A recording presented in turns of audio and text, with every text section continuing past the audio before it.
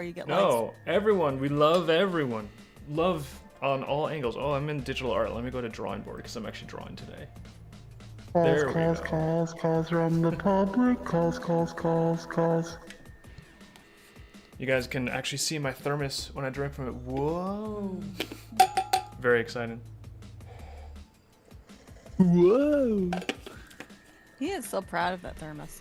I'm not proud of it. I just like it because it will make the beverages toasty and hot when I drink them. What's not to like? It's just really cute because I didn't know you needed that, but then you have it. No, it's not cute. It's cool. Masculine? Yeah, it's impressive, I think is the phrase you're looking for. Maybe intimidating, slightly slightly intimidating that I have such maybe a... if I put a badass sticker on it that you can't wash off. It's a little intimidating that I have such an effective thermos, actually. I am intimidated by that thermos. Thank you. Thank you for saying that. Lol. Another live drawing day. Yeah, it is another live drawing day. We may get lucky and actually be able to see the drawing this time. Yeah, check it out. I've heard no. Sorry, you guys are gonna no. have to deal with blue line sketches, and then I will transition to graphite, but for a while, it's gonna look like I'm doing nothing. We're just going to have to. We're just going to have to imagine what Dave is drawing here. Well, the whole point, Mom, of a blue line sketch is that it is lightly drawn so that it doesn't show up a lot on the final scan, and then you can get construction lines that don't clutter up your image too much. And then you can add a bunch of scribbly lines all over everything to make it look like you didn't trace 3D images. Exactly. They don't know I'm actually tracing 3D images. I'm not even against, like, in theory, if someone traces, like, 3D models, I feel like that's not, it's just like a tool. It's a tool that can get you think that's results, yeah, you know, whatever. Rotoscoping has existed since Max Fleischer. Like, he was the guy who actually invented rotoscope, but like to try and like go and hide that is the weird thing to me. Like, if you're rotoscoping 3D images, there's no need to add a bunch of random scribbly lines over that. Like, that is just weird. Like, it's not even like a presentation. It can look good, like when anime does that with like 3D robots and then makes it look consistent. That looks good. I will The say 3D though, robots? What do you... she's probably talking about like when they animate Gundams and stuff. Yeah, that looks good. Oh, when you have... Well, they're not actually rotoscoping those. They're just like CG. Oh, Sometimes those can look okay. Is that when they put like the filter on, kind of like the spaceships in Futurama? They use a toon filter, I think, for a lot of stuff, and then well, they do now. I don't know about like back in Ghost in the Shell days and stuff, but CG stuff can be done well in anime. The first season of Chainsaw Man had a lot of CG stuff in it, but it was done so well that you, unless you really look and try to notice, you will not notice that it's CG. Yeah. Dave can spot that right away. I have to watch something a few times, usually, to really notice it. I don't know. It was an anime. I'm gonna try and get Dave to watch Chainsaw Man and see if he can tell me which parts are CG and which are not. No, I can always tell. Maybe I can. I don't know. But I know a lot of times if I'm seeing like just a clip of something like a mech or a spaceship flying around, for some reason, I don't know why, the hand-drawn mecha stuff in anime always looks so much cooler to me than the CG. Because it looks greasy. There's something about it, like, there's something about a drawing that comes to life that just has a different look and feel than like, well, we put a toon shader on this, and now it looks sort of a little bit like it was a drawing that came to life, but not really, you know. I think the spaceships in Futurama look really good. Yeah, I'm not saying it looks bad. I'm just saying, like, there's, like, levels of, like, how cool is something. I think the other thing, too, and I get the same vibe with, even special effects in, like, The Hobbit and, like, later Lord of the Rings type of movies and Hollywood stuff. Whenever something feels more like a video game cutscene or just, like, gameplay in a video game, if there's a lot of 3D models and if the camera's flying around, it seems more like, you know what, I feel less like I'm watching something cinematic and more like I just plugged in a video game. Like, And for some reason, that really reduces the aesthetic enjoyment for me when I'm trying to watch something. If I'm just like, oh, I kind of feel like I'm looking at a video game. I think that's going to be a very dated perspective because obviously at video games with AI, especially, they're just going to start looking like anything, like as real as you want. But but right now I have this like thing where it's a lot of times I feel like, oh, this looks like a video game. This doesn't look like a show, you know? Mammo says he's pretending to use AI to hide his CGI. I think his animation team is really good, and he should pay them more. It's top notch CG. That's the Mammo Studio there. Mammal Studio. All right, so Dave, when we can see what this is, and I'm kind of seeing it a little bit. What is this in theory? This is Longspar, which is a location In theory. in Norvendire. That's not clear. What is that? 'Cause I heard it was going to be a creature. This is not going to be this is going to be a landmark in Norvendire. A very famous landmark that you don't know about yet because you didn't want to talk about the map. Okay, yeah. Well, apparently it's not famous, is it? It is. I've never heard I'm of the it. only one that knows, though. I'm the only one that knows all of the famous lore. Cool. Oh wow. Is it really famous? It's huge in Japan. Yeah. Yeah, I'm surprised you haven't heard of it, Liz. It's huge in Japan. It's Well, like KFC. You know what? You know what I learned this past weekend about KFC? What? I always thought KFC was like the where it was the biggest was either America where it comes from, or Japan where it's like it's a Christmas thing. Like it's like a big deal at Christmas in Japan. Everyone gets Isn't that nutty? KFC. Oh, no kidding. It's just like that's actually like a marketing thing that started in the 70s where they convinced Japanese people that Americans eat fried chicken at Christmas and they just always So get it funny. at Christmas. That Isn't is that so so funny? bizarre. It's It's so so bizarre cute. that that's like a thing. But like where it is the biggest is here, China. This is where kidding. KFC does the most business in like of anywhere else, and they have like spicy chicken options and stuff here. The chicken here is actually I've never actually eaten KFC, but I got some here over the weekend, and it was good. Hmm. All right. We have KFC in town, but they're never open. I don't, honestly, I don't even go there anymore. Is that the one that burned But down? I liked it. Or is that No. a different thing that burned down? No, you're either thinking of your apartment or the bowling alley. Oh, that's right. I thought there was like another institution that burned down in the last few years. I forget something went down. Everything burns down and gets insurance money, like clockwork. I'm not sure what it is about this town. I know that. I really think the fire department gets a cut. I'm not kidding. Okay, so Dave, is this landmark a tower? No.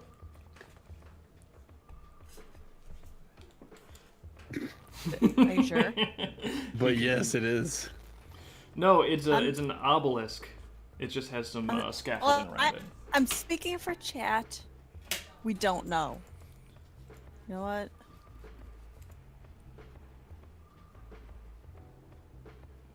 Chat doesn't Have you know. been here? Yeah, chat doesn't know. Have you been to this landmark? Me? But Liz, the dream world is fictional. I have not been anywhere in the dream world, like in real life. Are you? Well, I'm not sure what you're asking. Like, have I physically been to the locations I draw? No. You keep knowing what they look like. I'm starting to wonder if you like go there sometimes for research. Dave is doing astral projection to get into Yeah. the dream world. It's He comes called. back and tells us what he saw and takes credit for it. It's called the imagination. It's not. You're making it seem stranger than it is. So you're making it seem stranger than fiction, but it's actually fiction. Oh my god.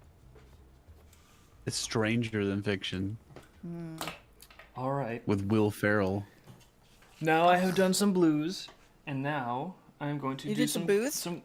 Shut up, word changer. Not what I said at all, which you know. Dave did some booze. No, I did not. I haven't done a booze in quite a while. I He know. for some booze for Mario. Yeah. I remember as soon as I got my like surprise, you have a major health issue. I was like, okay, well, gonna stay healthy then. There goes alcohol. Oh well.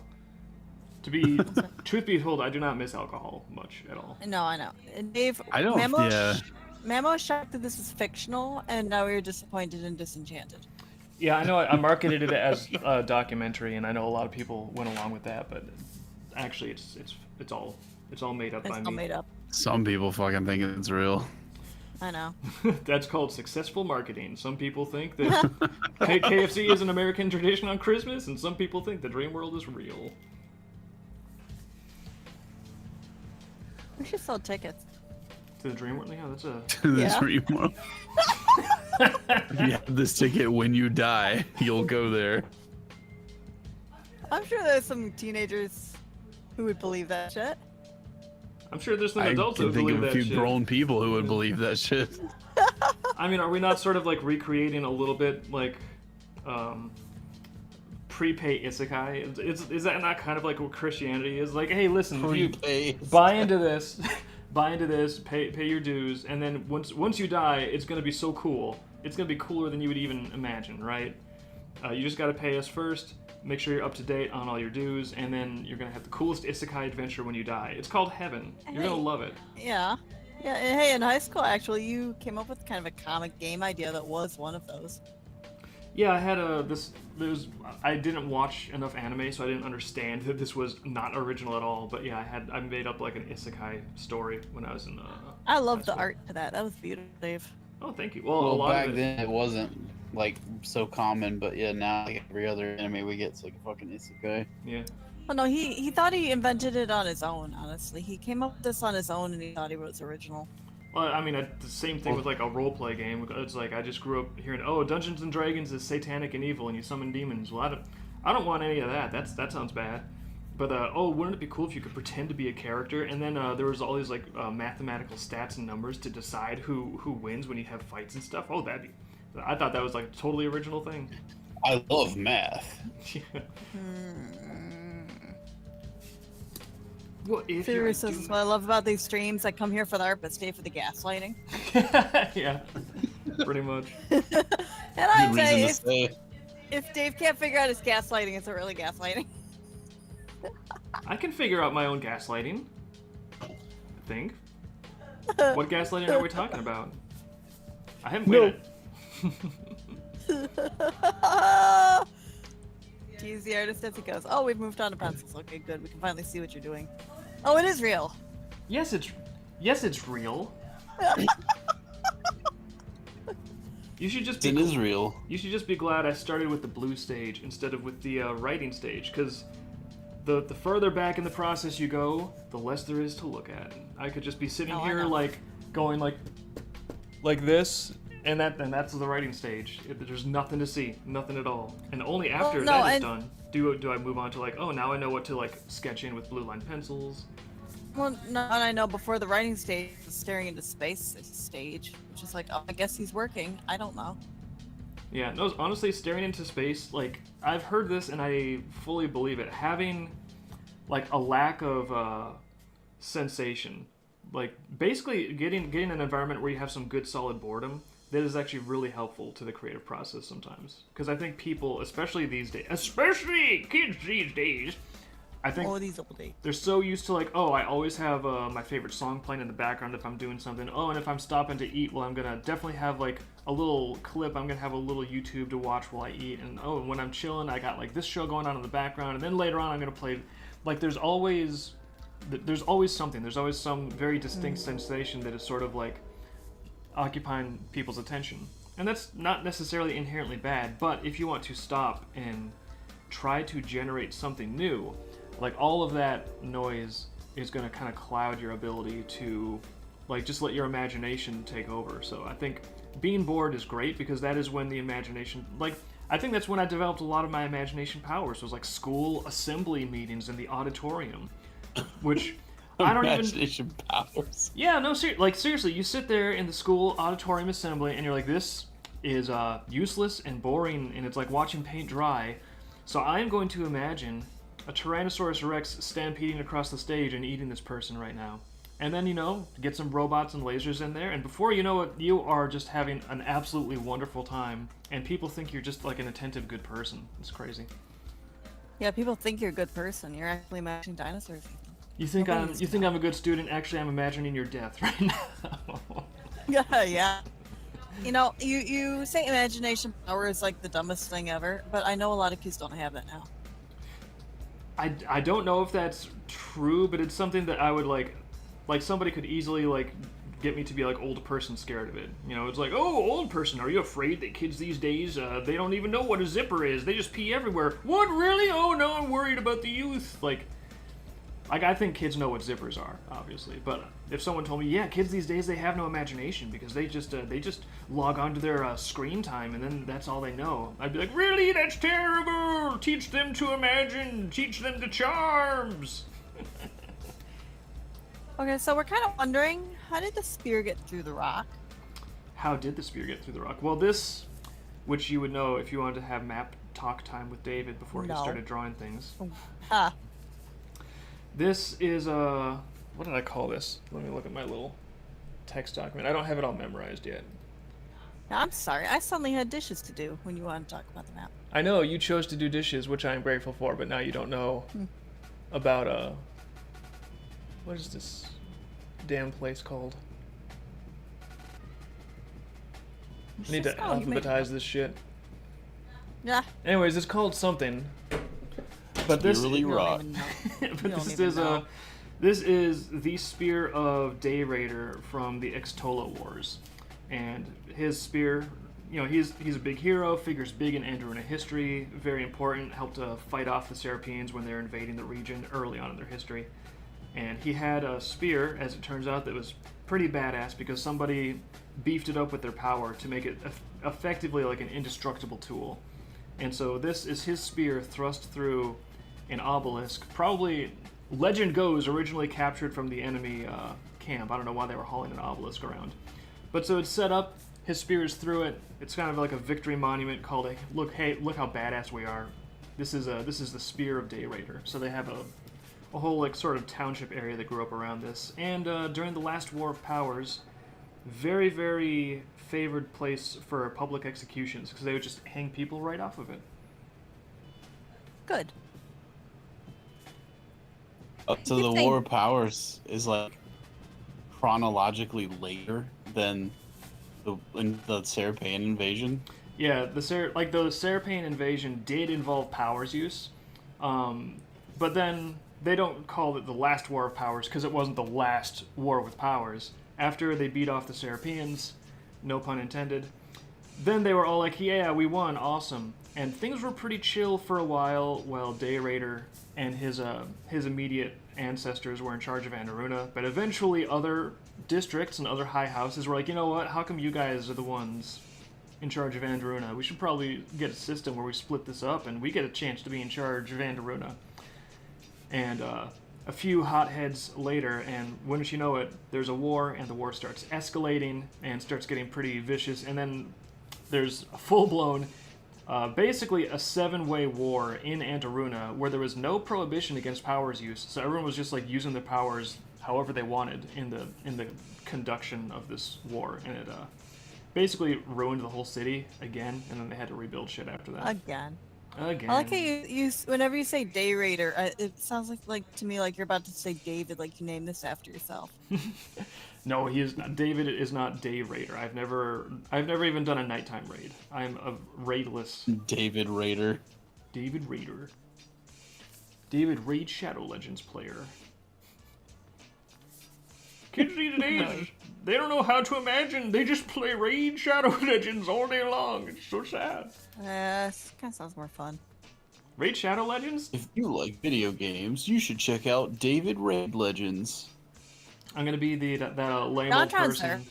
like that's just like telling kids like, no, turn that off. It's time for you. It's time to discover the power of your imagination. And they're all gonna be like, oh god, this guy. You can do magic.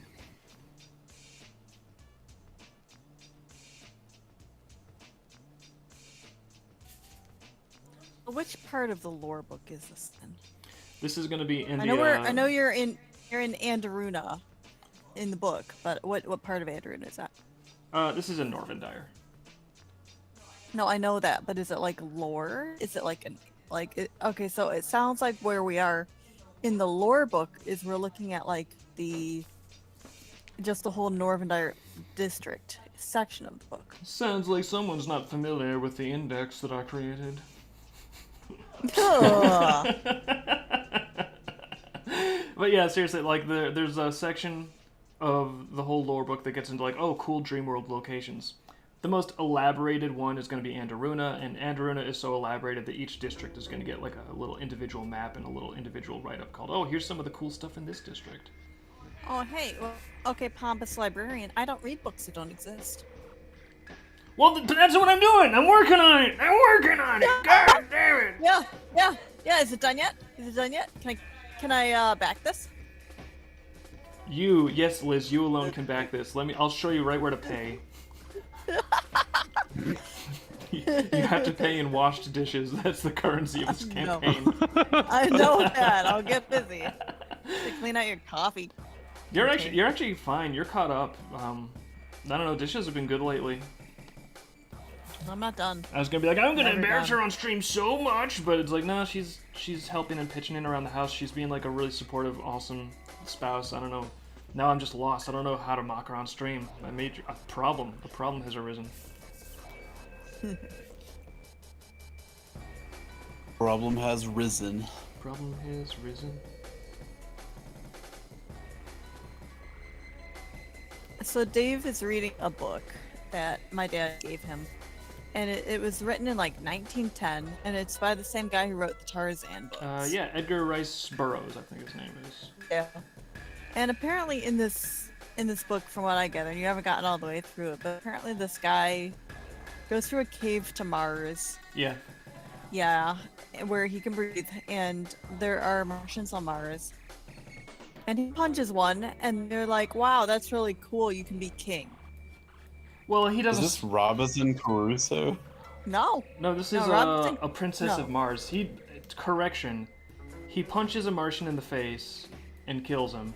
But they don't make him king. He just is a chieftain. He gets the status of that Martian that he killed. That's how their civilization works. You have not finished the whole book. He probably becomes king. Because on the cover, he's got like a naked chick at like his feet, I think. Well, on Mars, Liz, on Mars, you don't need clothing the way you need clothing on Earth. I've explained this 1,000 times. Great! Is that a link? It's just a link like that. Yeah. Yeah.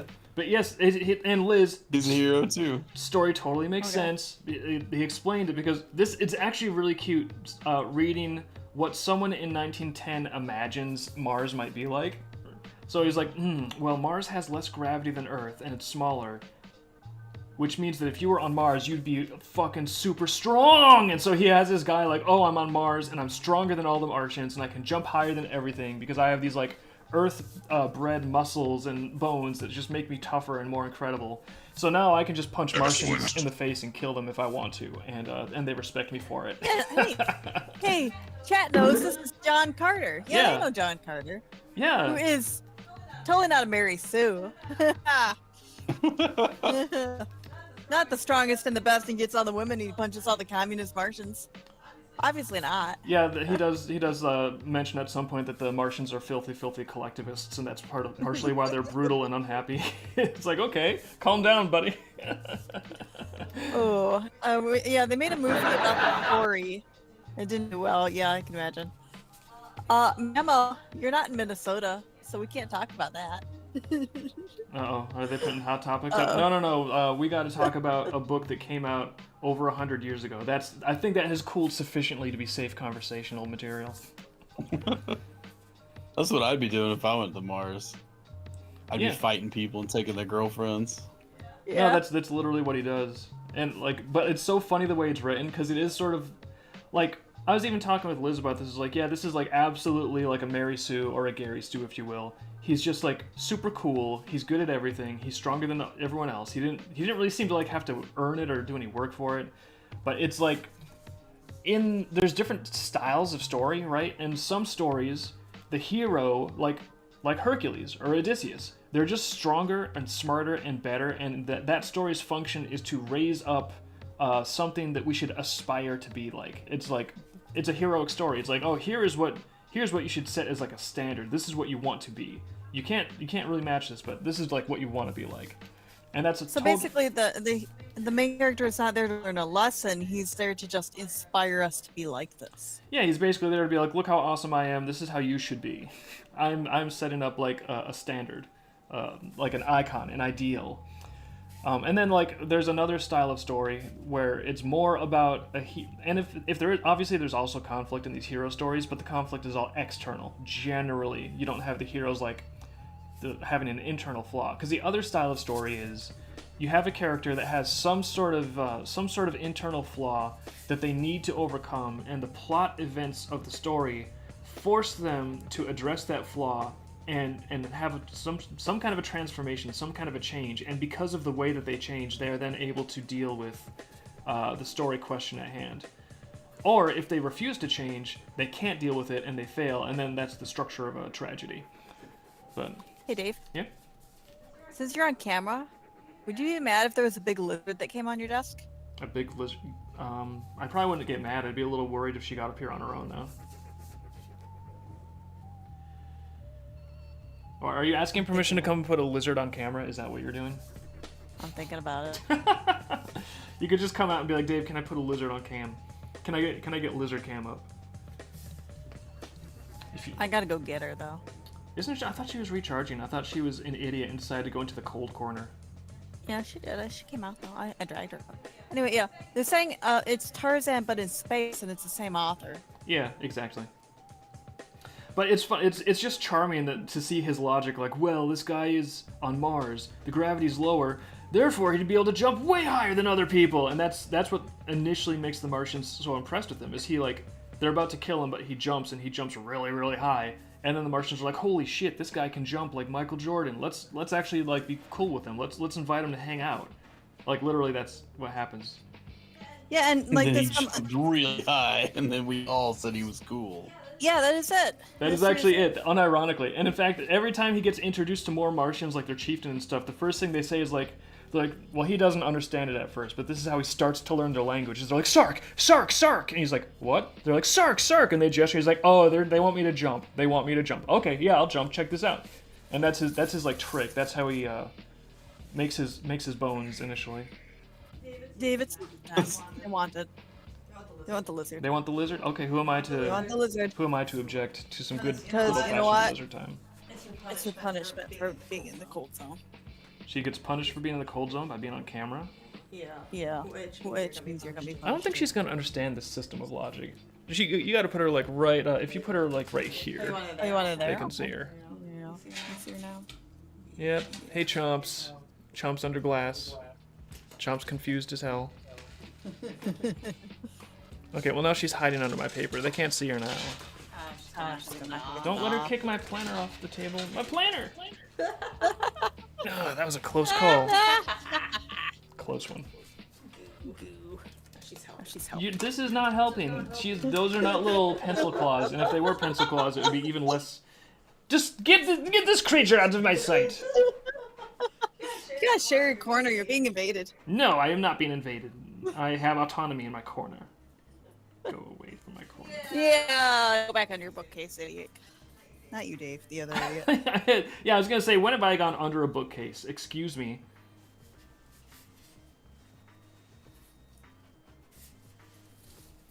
No, don't leave. Go on the bookcase.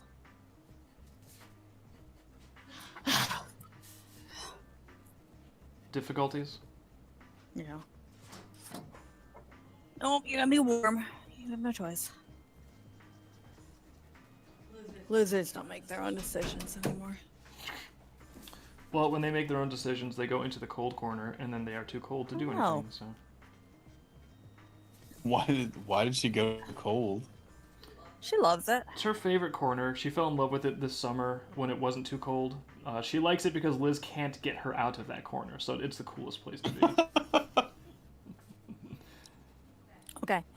With the animal, they're asking about the Animal Farm animation coming up. I'm not gonna see it.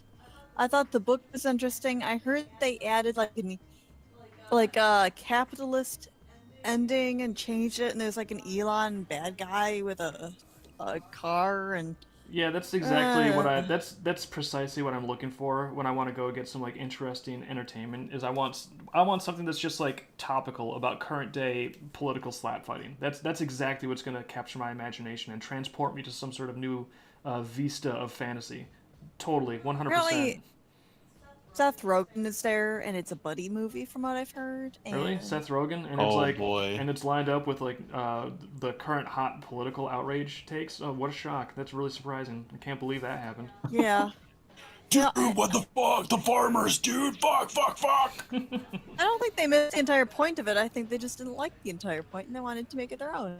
Oh yeah, this is what I would call cultural vandalism, where I've seen this so many times in so many franchises, where the people that somehow get their claws into a franchise, when they're like, yeah, we're gonna do something with this franchise, we're gonna reboot it or remake it or make a sequel, and then they make a sequel where the themes are explicitly reversed and intended, like on purpose, to spite the original creators and the original creation. So to the point where it's like, oh, you guys weren't actually interested in making something or like retaining a legacy of something or even bringing some kind of new interesting thought to the table. This was just like an endeavor of pure spite. Kind of like the live action Snow White. It's a good example. I can't even honestly I didn't see it so I can't really comment on that too much, but every time I start to get the vibe that something's just like a spite project, I'm just sort of immediately it dampens my interest to check it out cuz I don't know. I'd rather watch something created by someone that is enthusiastic and is trying to like actually express themselves in a positive way, as opposed to someone that's just like, I really hate this thing that someone else achieved, and I'm going to do everything I can to like deface it. Cool. That's all great. Good for you. But guess what? Doesn't make it fun to watch. Actually. I was gonna say that's a lot of money to spend on something just to spite a thing that you don't like.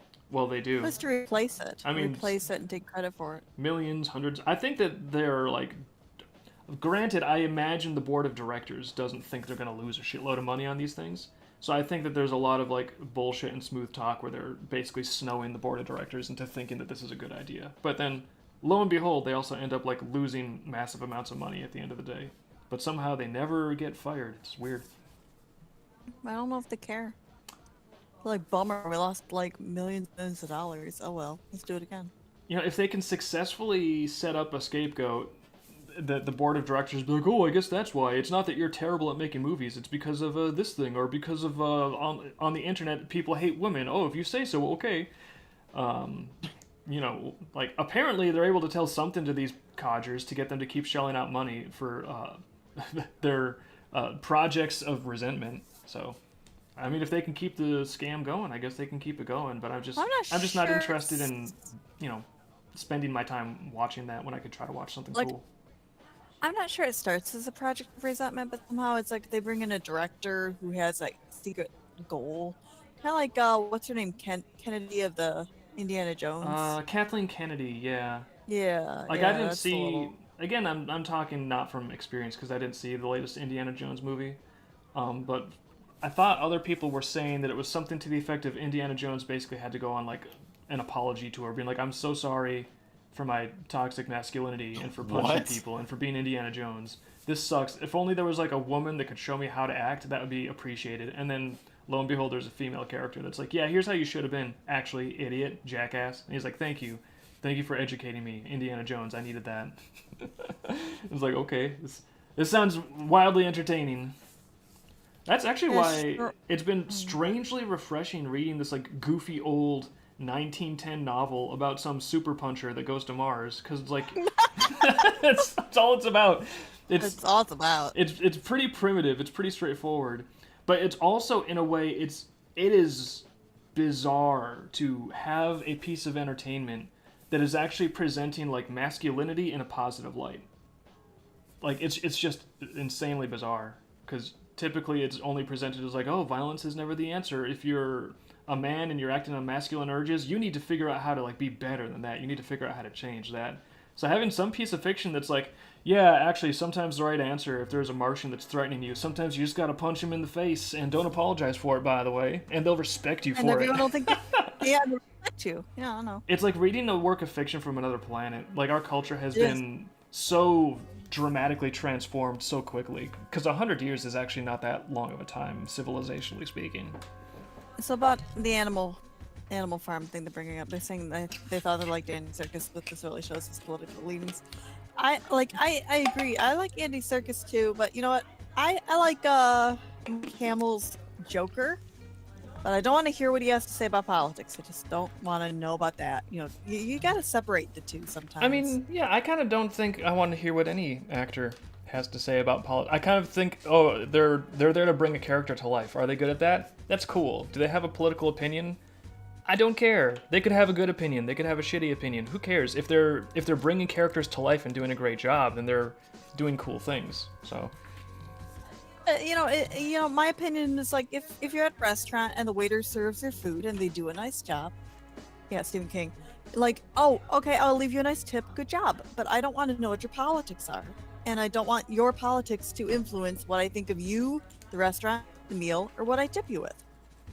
That's almost where, like, it's so weird, too, because it seems to happen a lot of times with authors or creators or performers, people in the creative field that, like, arrive at a large amount of success.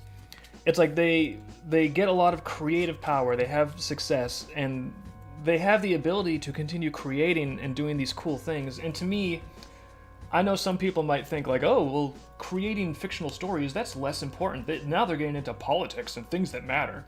I actually think it is crucial to human nature and for people being able to come together to have stories that we can share with each other. And I think that actual good stories, actual authentic creation, that touches something that is at the core of universal human nature. It resonates inside of everybody's hearts. Like, to me, that is like the true form of magic.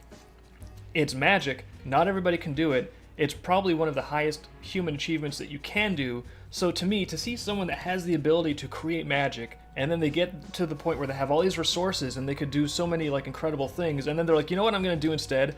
I'm going to just jump in the gutter and roll around in the mud for the rest of my life. That's what I'm going to do.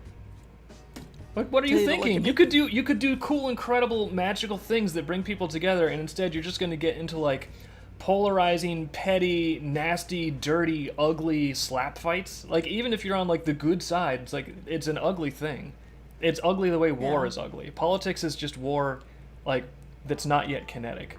It's a very ugly thing. So to me, it's bizarre when there are people that can create magic, and instead they choose to do one of the most demeaning things that a person can do. I mean, I guess engaging in politics isn't necessarily demeaning, but if you can do something that's like amazingly better and more magical and more profound, why would you choose to do the lower activity? That's sort of the way I view it, I guess.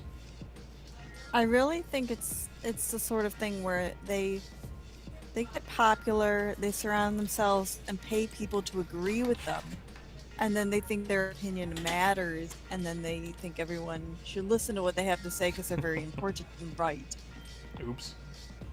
Yeah, well, like personally, I feel like in the chat here, I feel like we're all kind of on the same page, so I can kind of loosen up a little bit.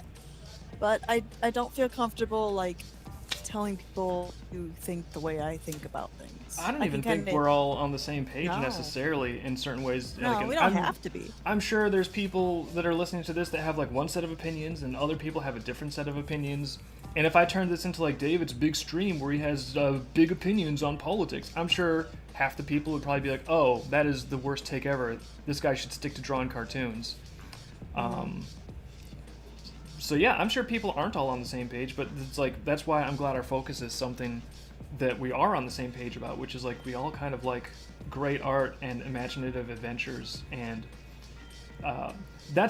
it's not like I think the primary purpose of good artistic expression and escapism, but I do think like it doesn't hurt to think, what if with all of this stuff that's like hyper polarizing these days, what if there was something that people actually could have in common where they look at each other across the aisle and realize, hey, maybe if we are having a universal human nature that's being like activated by some of these fictional things, maybe we're not totally different. Maybe we are compatible in some ways, and maybe there's like a little bit of attention we could give to that instead of just focusing on like our differences of opinion. You know, and that should be entertainment. We should all go to like a movie and be like, "Oh, I like that movie," even though we don't think, you know, fix or whatever. And I mean, We can at least all go to like the new Star Wars movie and like the new Star Wars movie. and granted, I do think there's room for there to be a movie where it's like, well, the subject matter is political. The movie is intended to be a political statement, but Yeah. I don't know. about So it is like a spectrum. There is a gradient, but just in general, there's been a lot of stuff made where it doesn't seem like people want. It seems like a lot of the people that are in the magic making industry are not so much worried about making magic. It seems like they're more worried about like trying to like push or consolidate one side or the other of some bitter political culture war, which is like, okay, maybe could you guys just get into politics and leave entertainment to people that want to make something entertaining, possibly. No. Like, I mean, if people want to go see the new Animal Farm movie, that's cool. I don't care. I'm not gonna tell you what to do. Maybe you'll like it. I don't know. I just don't plan on seeing it. And from what I've heard, it kind of makes me kind of think about my opinions a little bit. Well, I'm gonna also be honest, like the original Animal Farm movie, I don't know if I saw that in college. Wait a minute. maybe? Did you read the book or the movie? Because I've heard they've done this many times in the Animal Farm movies. They usually do this, actually. Like, I read the book in high school, and I think I've seen a movie in college at some point. And I'm gonna have to say, like, no offense, like, I don't know, I don't even remember Animal Farm as being that entertaining. It kind of falls into the category of being more of like a political diatribe than a piece of entertainment. It's maybe more fable, I think. I just, I don't know, I want to make a cutesy buddy movie, though. I don't know, might be a good movie, but, you know, I'll sort of, like, wait to see if there's, like, some sort of consensus from people, like, oh, yeah, that was fun to watch, because with these days, with movies, it's just, like, I don't think it's smart to be like, I'm definitely going to spend 2 hours of my time watching this, because surely it's worth my time. A lot of the times it's not with movies. Hey, you know, some people complain about the $8 or $10 to go to the theater. You complain about 2 hours of time. Well, I also That don't like to makes it waste more 8 or 10 of dollars. That's, but yeah. Yeah, but I know you. Your 2 hours of time is more important. Yeah, because I could be drawing stuff, or like reading something that is actually interesting and like worthwhile to me. Like punching Martians, which is very safe. And all the Martians think that's cool. Yeah, they respect you. The harder you punch them, the more respect you get. Actually, benefits of a nice strong Earth gravity compared to the Martian gravity. He got some stuff like right though, which he was talking about how like, oh yeah, Mars used to have oceans, but now they're generally dried up, and it's harder for species to survive on there. That's why they're more warlike now. It's because their resources are dwindling, and it's like, yeah, Mars did have oceans that dried up. I wonder if they knew that in 1910 or not. I don't know my history of planetary discovery, I suppose. No, I'm sorry. I don't really know anything for sure, but I kind of think if they didn't know about the gravity and the temperature of Mars, they probably didn't know if there were oceans that were dried up. I mean, he kind of knew about the gravity. That's the whole reason he's a super jumper. I mean, the author.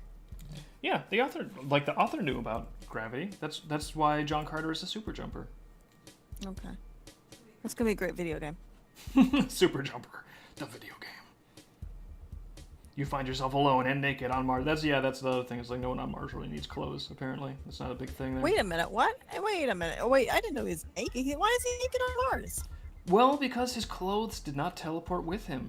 It's a mystery. Well, these things are mysteries.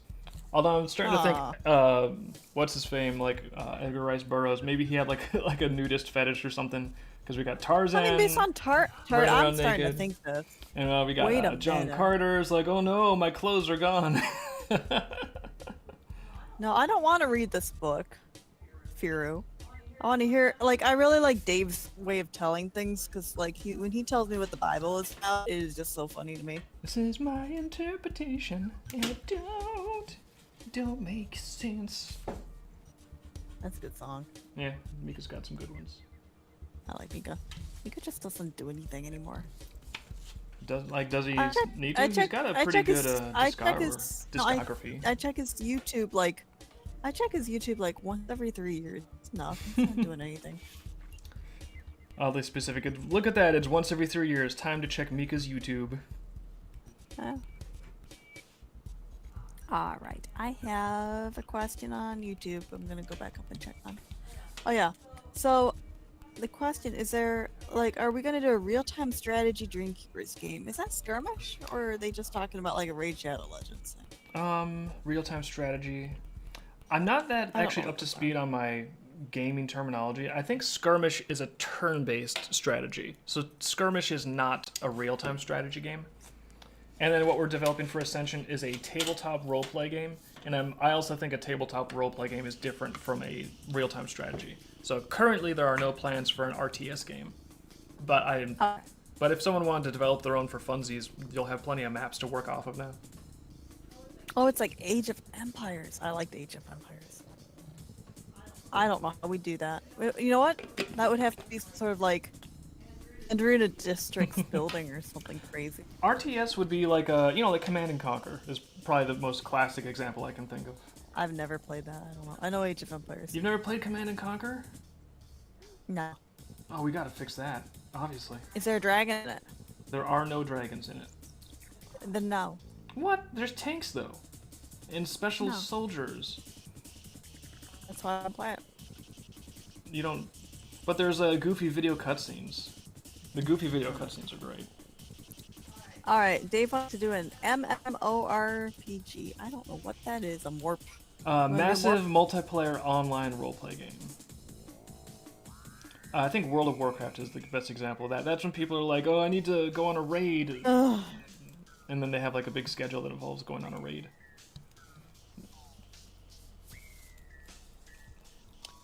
I'm pretty sure everybody would get caught up in the character creation. we wouldn't actually need to have any other part of the game. It would just be building a character. Everyone's like days on that.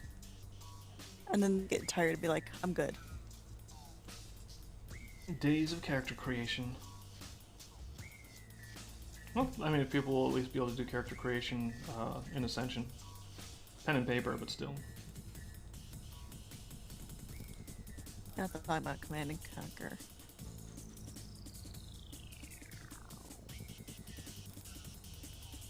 I think you killed Hazen. Killed him. He's gone. Oh He's my eating God. that KFC. I was muted. Mine was muted. What's say how long? Oh yeah. I at least for like a minute or so because I clicked it and unmuted to ask what somebody said something about Command and Conquer and I was asking what game y'all were talking about. And I was like, wait, I'm unmuted. Like, why are they not answering? But it was muted from the actual like board thing. No, we're gaslighting you, pretending we can't hear you. I'm not gaslighting. Play with the settings. I would answer questions about Well, it's Command and working. Didn't we gaslit? Gaslighting. I actually saw the accomplished. Gaslight movie. I saw that one. Oh, the old one? Mhm. Is it any good? I've never seen it. It's, I'm gonna say a little stressful because you feel bad for the lady. Honestly, yeah. I didn't think it was a good movie. It was just interesting, but apparently it left enough of a mark that everyone uses the term after that movie. So, okay. I don't know. No, actually, they don't. The term gaslighting comes from somewhere else.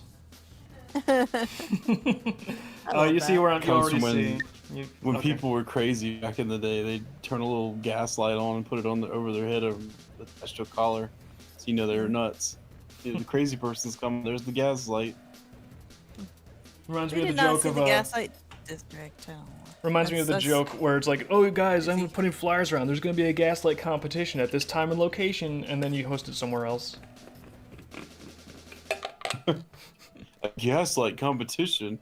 How's that even gonna work? And if you respond to the flyer, you've already lost. How would that work? How would you compete against other people in gaslighting? Just you can gaslight someone faster than they can?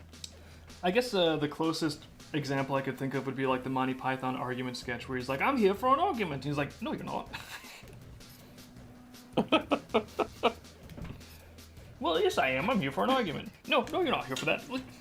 Oh, right. And then he decides like, well, you're just contradicting me. You're not actually constructing an argument. He's like, I am not. No.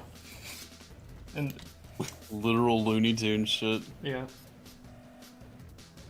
Which you guys might think if you've seen that Monty Python sketch, boy, that's exaggerated. There are not people like that out there. Trust me, there are. That's Oh, Twitter. there are.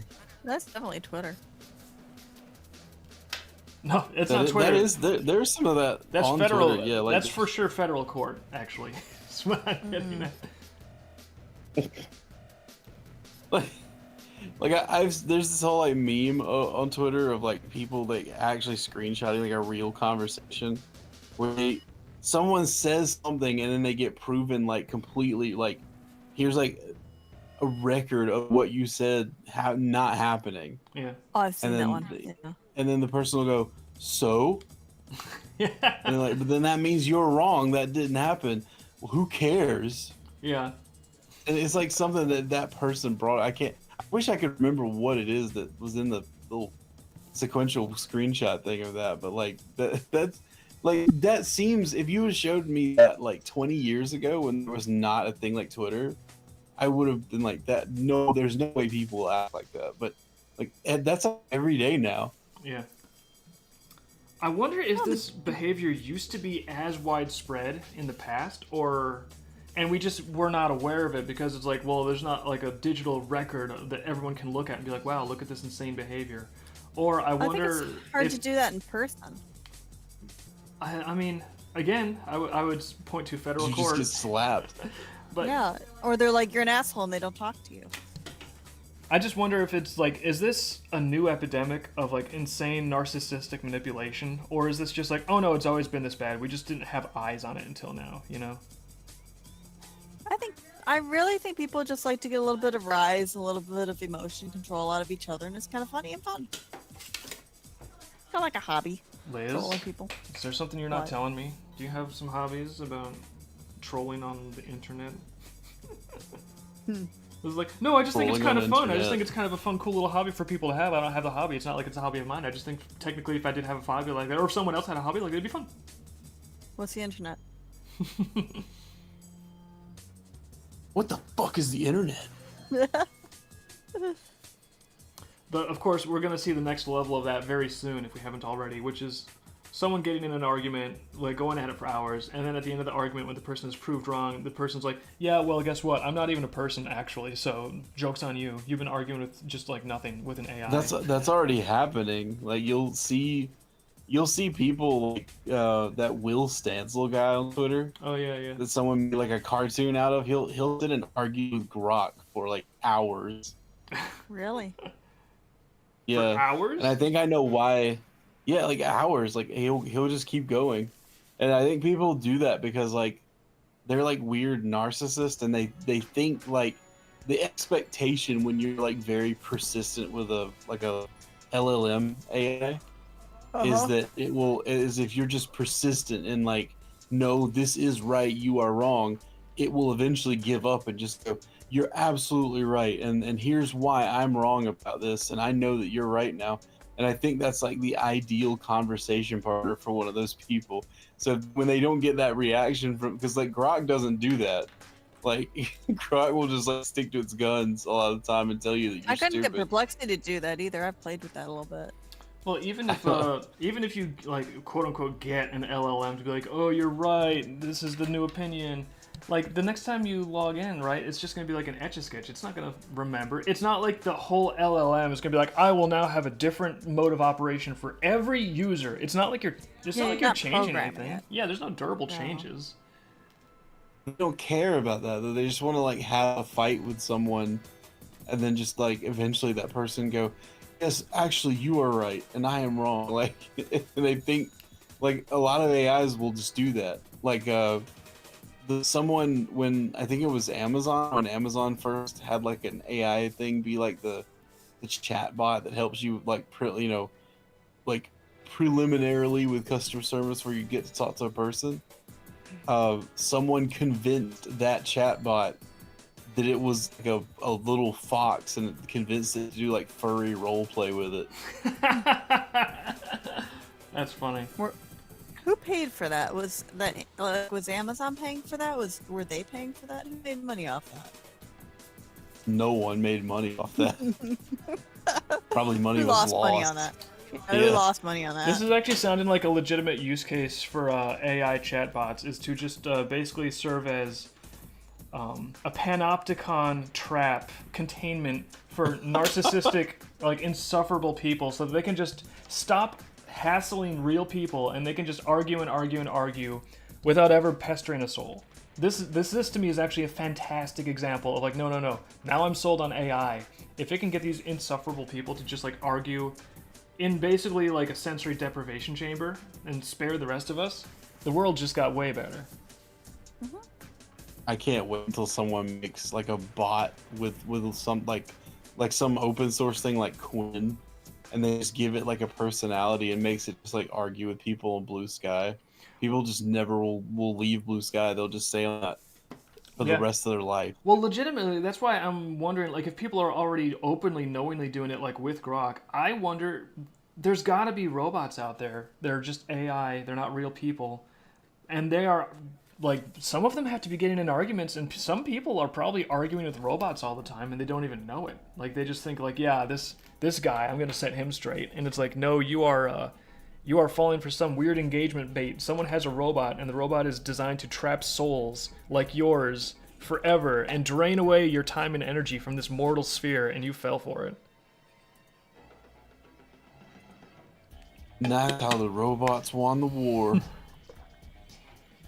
By just having really, really compellingly wrong arguments on the internet. You didn't even have to have a battlefield with the humans in IRL. You just go on the internet and be like, actually, guys, I think... What's a stupid argument? I think water isn't actually wet if you think about it. And then the humans, that's where they went to die. That's their hill. Literally, that's where they went to die. Yeah. Like those ants that get infected with that parasite or that fungus or whatever. Yeah. It makes them like just go up to the top of a tree and die. That is such a spooky fungus. That is a spooky fungus. But that's Spooky like fungus. what is. Yeah, That's that's what the like scientific Rock is name. gonna do to these people. That's the scientific name is spooky fungus. Spookingus funginkinus. Yes. I think there was an X-Files once about like a giant fungus that was humongous underground. I didn't see Humongous it though. fungus. It's called the fungus among us that was humongous. Under my bungus. Oh, it's the humongous fungus! I remember like fucking Walton Muller saying that. What? Really? Yeah, you remember the episode where him and Scully went underground and they were just like, "It's the humongous fungus. It's among us." I've never seen an X-Files episode. You never seen the X-Files? Really? No, never. I think when I was a kid, it Like, was it's like a really good show. it was like deemed too scary for me, or it was like on too late at night. It- So I actually didn't see any. It episodes. was scary. Like there were like episodes of that show that were really fucking scary. If you haven't ever seen the X-Files, do yourself a favor. Torrent it. Yeah, I don't even know where you'd get that. Is it on DVD or streaming? Was I'm there a sure some movie? DVDs. I'm sure some DVDs exist of it. Yeah, but it might. You know, it might be on. There What were is like Disney's seasons, thing? right? Oh, There, Disney yeah. Plus. There's a lot. There's a lot of it. Yeah, because Disney owns Fox now, so I think it was a No. Fox show. No, I'm not. I'd rather just not watch it. I mean, you can just pirate it Yarr. somewhere. I'm sure it's like on some website or something somewhere. Oh, that's probably true. Avast.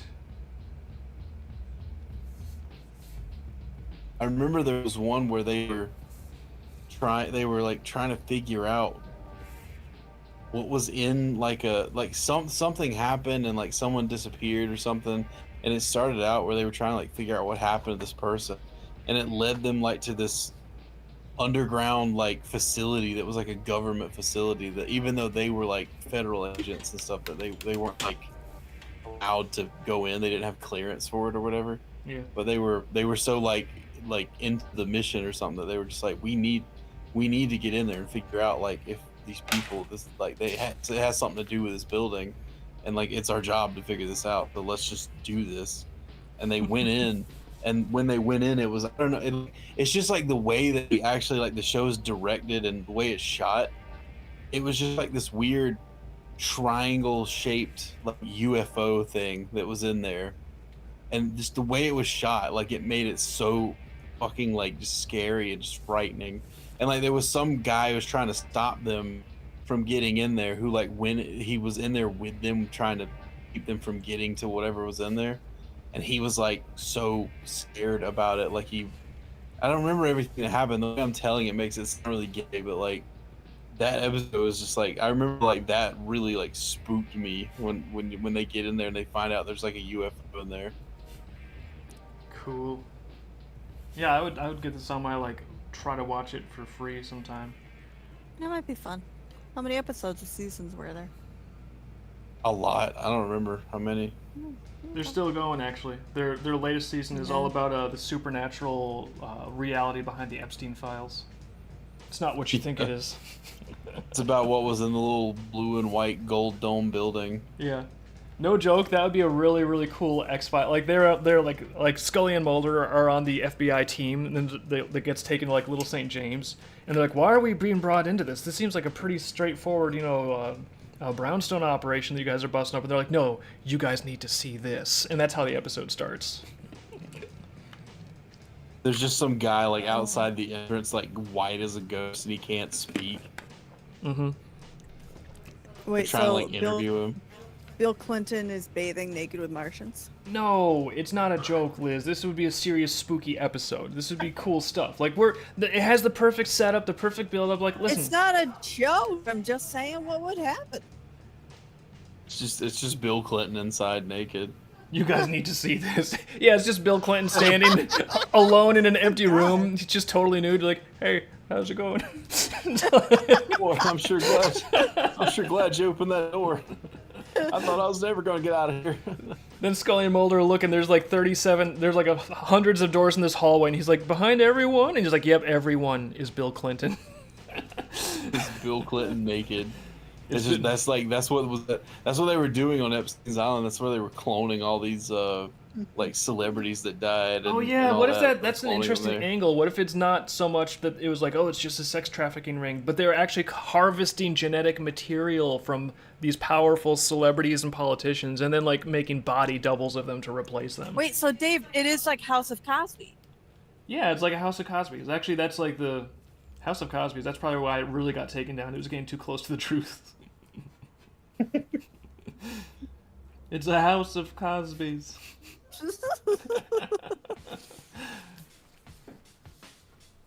You see, you put them in the clone machine there, and then they come out here.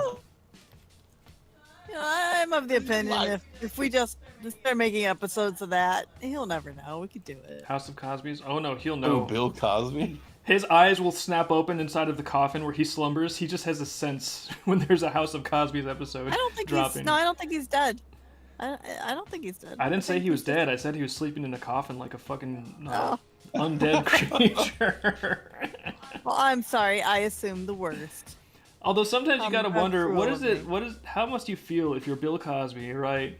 You're like a famous molester, and then you realize, wait a minute, there was all these other Famous people. molester. Yeah, he's like, that's like his thing. He was running around molesting people. And he's like, If you wait, turn to your left, you'll see Bill Cosby, famous molester. but there was all these other famous people in a molesting club, and they never invited me. What? There was everyone was in on a cool private island jet. I've just been running around doing it alone the whole time. Why didn't they invite me? You know, I would imagine he's got to feel kind of left out at this point. That's really sad. Now that, oh god. Yeah, there's like a whole cool club of I celebrities. feel bad for that are- Bill Cosby Ooh. now. Ew. What's wrong with me? Am I not famous enough? Am I too black? Was I not molesting enough people? Did I not get enough of a head count? I wanted to Alright. go down in that blue and white building. They never let me in. Yeah, it's like just how much. It's like that's his legacy now. It's like, yep, he's a Oh, molester my guy, God. and he never got invited to the island. Never got to fly on the Lolita Express. Him and Diddy, neither one. Yeah, watching him talk over like the Fat Albert show. Like, you ever see like interviews with him talking about like how like, what? How'd you come up with Fat Albert Show? You know, like it's like some of the strangest things like come out of that. Yeah, like I remember what is Dumb Donald, the guy was like, like when he talks, like he was talking about like each of the kids. He's like, yeah, we had this one kid in school. He was a big overweight guy, you know. And he liked to play basketball and stuff. And he was talking about like how like people were like, based on like some of the characters they ask about Dumb Donald, and he's just like, that was a boy I went to school with who talked like that. That's all he said.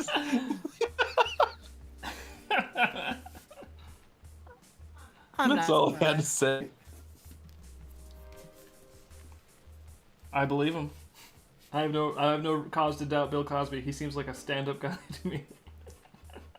I mean, I believe that. Yeah. Like, I believe when he's talking about like how, you know, the inspiration behind the characters in Fat Albert. That was a guy I knew. I made fun of him. Okay, thanks. Oh, it's just a guy. Everyone was mocking him mercilessly, and then I was like, why not immortalize it?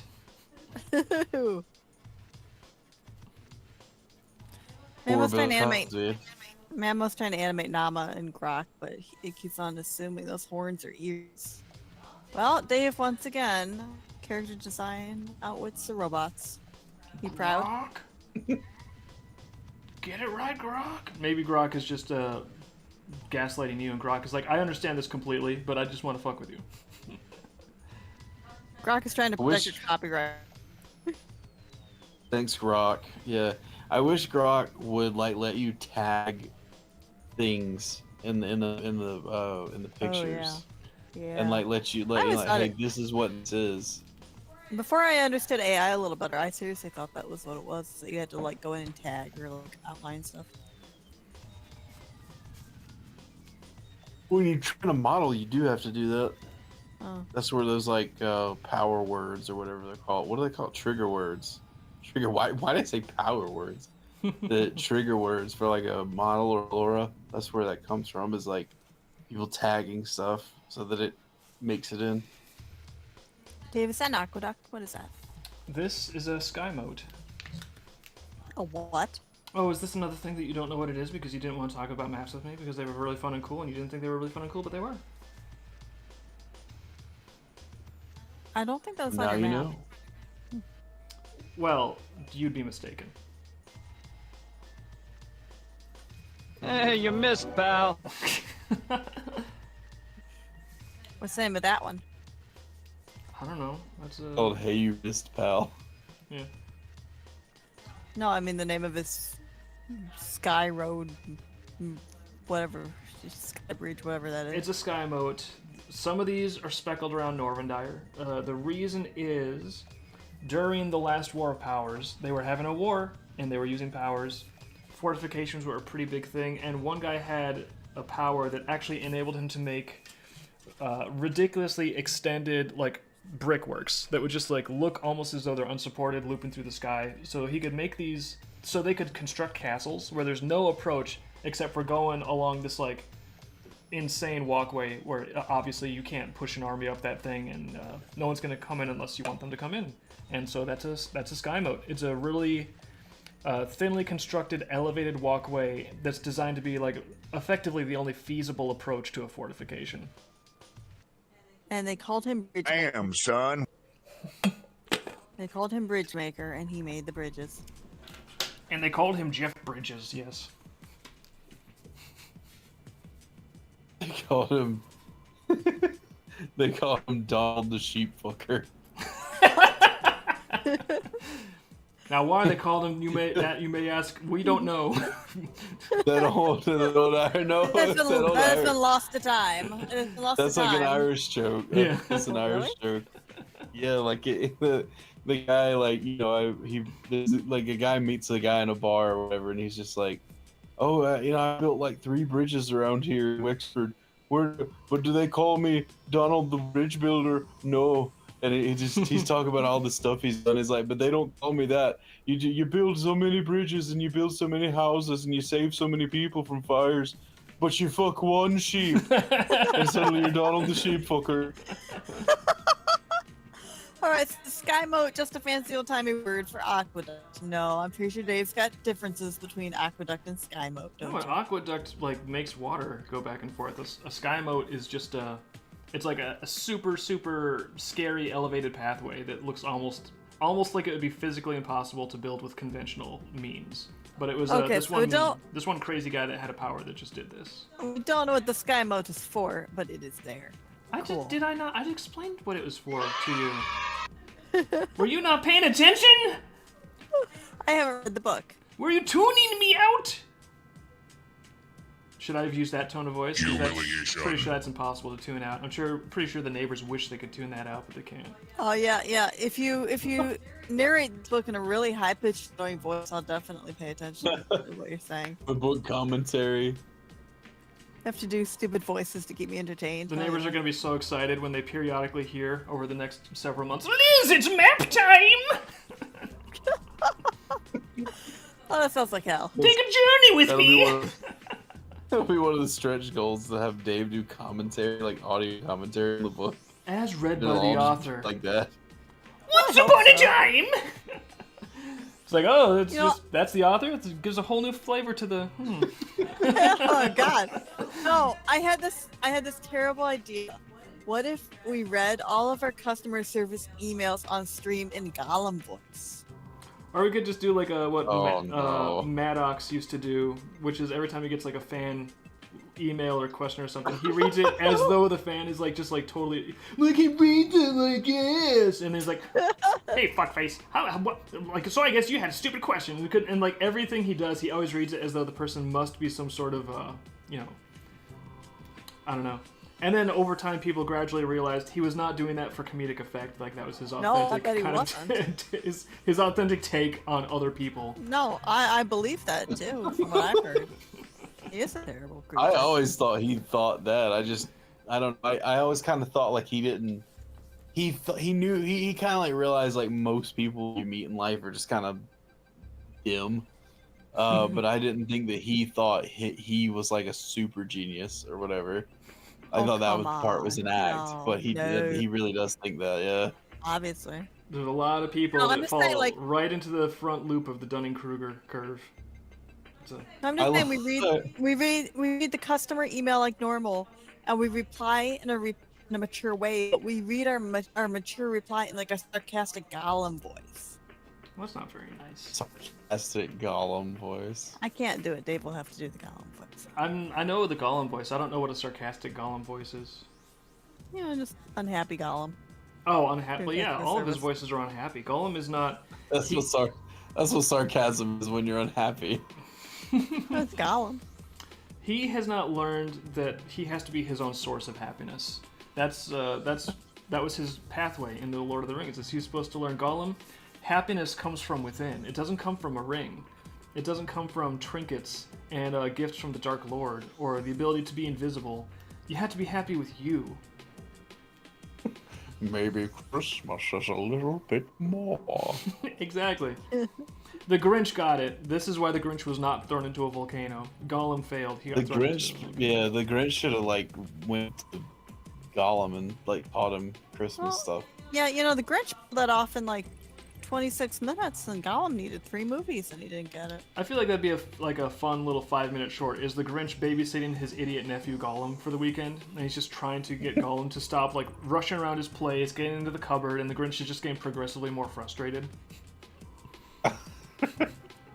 Okay, well, oh yeah, Alice Cooper, I like him. He had a radio show, and he always reads fan emails on a nerdy voice. That's cute. Ammo, how did you get banned on Civet AI again? What did you do? Why do you assume it's something he did? Maybe Civet AI is just like a bunch of people that love the band. Again, and they removed everything and strike his main account. 1 out of 3 strikes. Yeah, maybe Civet AI is just... removed everything and striked your main account. Why? He lost 30 plus accounts, and he wants them back. Oh, and they tracked his IP. Yeah, sir. Like, why are they fair. like? Is it like a thing, or is there something weird that your account's doing that they're actually homing in on? You get like You're not supposed to have 30 accounts on anything ever. We've told him that. If you make, yeah, if you make 30 accounts, then you're fucking like skirting the rules. Okay, So that's you are a probably why they're banned doing it. gangsta. You can be a gangsta off the computer. You gotta. He wants 50. Okay, well, apparently this is Everybody pretty thinks until Civ AI mod team come by. fine. Well, apparently this is the fun he has. So, okay, you just go do this. Whatever. Who am I to tell you how to behave? I'm not gonna tell someone that they can't have 50 accounts on Civet AI. Like, live your best life. I don't know. I don't know. Like, get a VPN and switch IPs. Yeah, why don't you just use a free VPN instead of like letting them just track you? Yeah, I'm sure we're totally not on stream giving you bad advice, but whatever. I mean, I'm not saying anybody should do that, but like But you could. that seems like a conclusion anyone would arrive at, like to do that. Like, there's tons of people in Britain that just use like a VPN to get around stupid like age verification shit and Oh, yeah, stuff. that's how some countries get into Discord and Twitter when they're not supposed to. Well, in Britain, you Yeah, kind of they're have to just use. VPNs. I'm amazed people in Britain still use the internet at all, because people are just getting like thrown into like prison, unironically prison, sometimes 4 years because like, oh, what, you didn't have a license to say this thing we didn't want you to say. Oh, you're going to prison now. It's insane to me. It's insane that that's happening in like modern times, that people are just getting thrown into prison. I just don't understand if they're like looking for it or they get reported or what this is over there. The police, evidently the police in Britain spend a lot of time on the social media so that they can throw people in jail for posting things that they're like, oh, I'm not gonna see in Britain they don't have like an internet argument. Their outlet there is to just like imprison you and then you're gone. That's why we need to get like these AI sock accounts to argue with people like that, and then they can run around trying to like arrest non-existent people. You know, like Barry Stuffer 99 said some things that's going to get him in trouble. What if we could only find his address? And then that's going to take up their time. And meanwhile, real people can just talk, and it'll be okay. Ramos is having a VPN on 30 different accounts massively slows down currency farming. It becomes worthless. Okay, well, you will learn. Why do you need to farm any of the currency? Don't you have like a ton of it from making the models? It's more fun this way, Hazen. He likes a challenge. He has to, keep busy. Hobbies. He's doing it on hard mode. Yeah. Get good. Shush.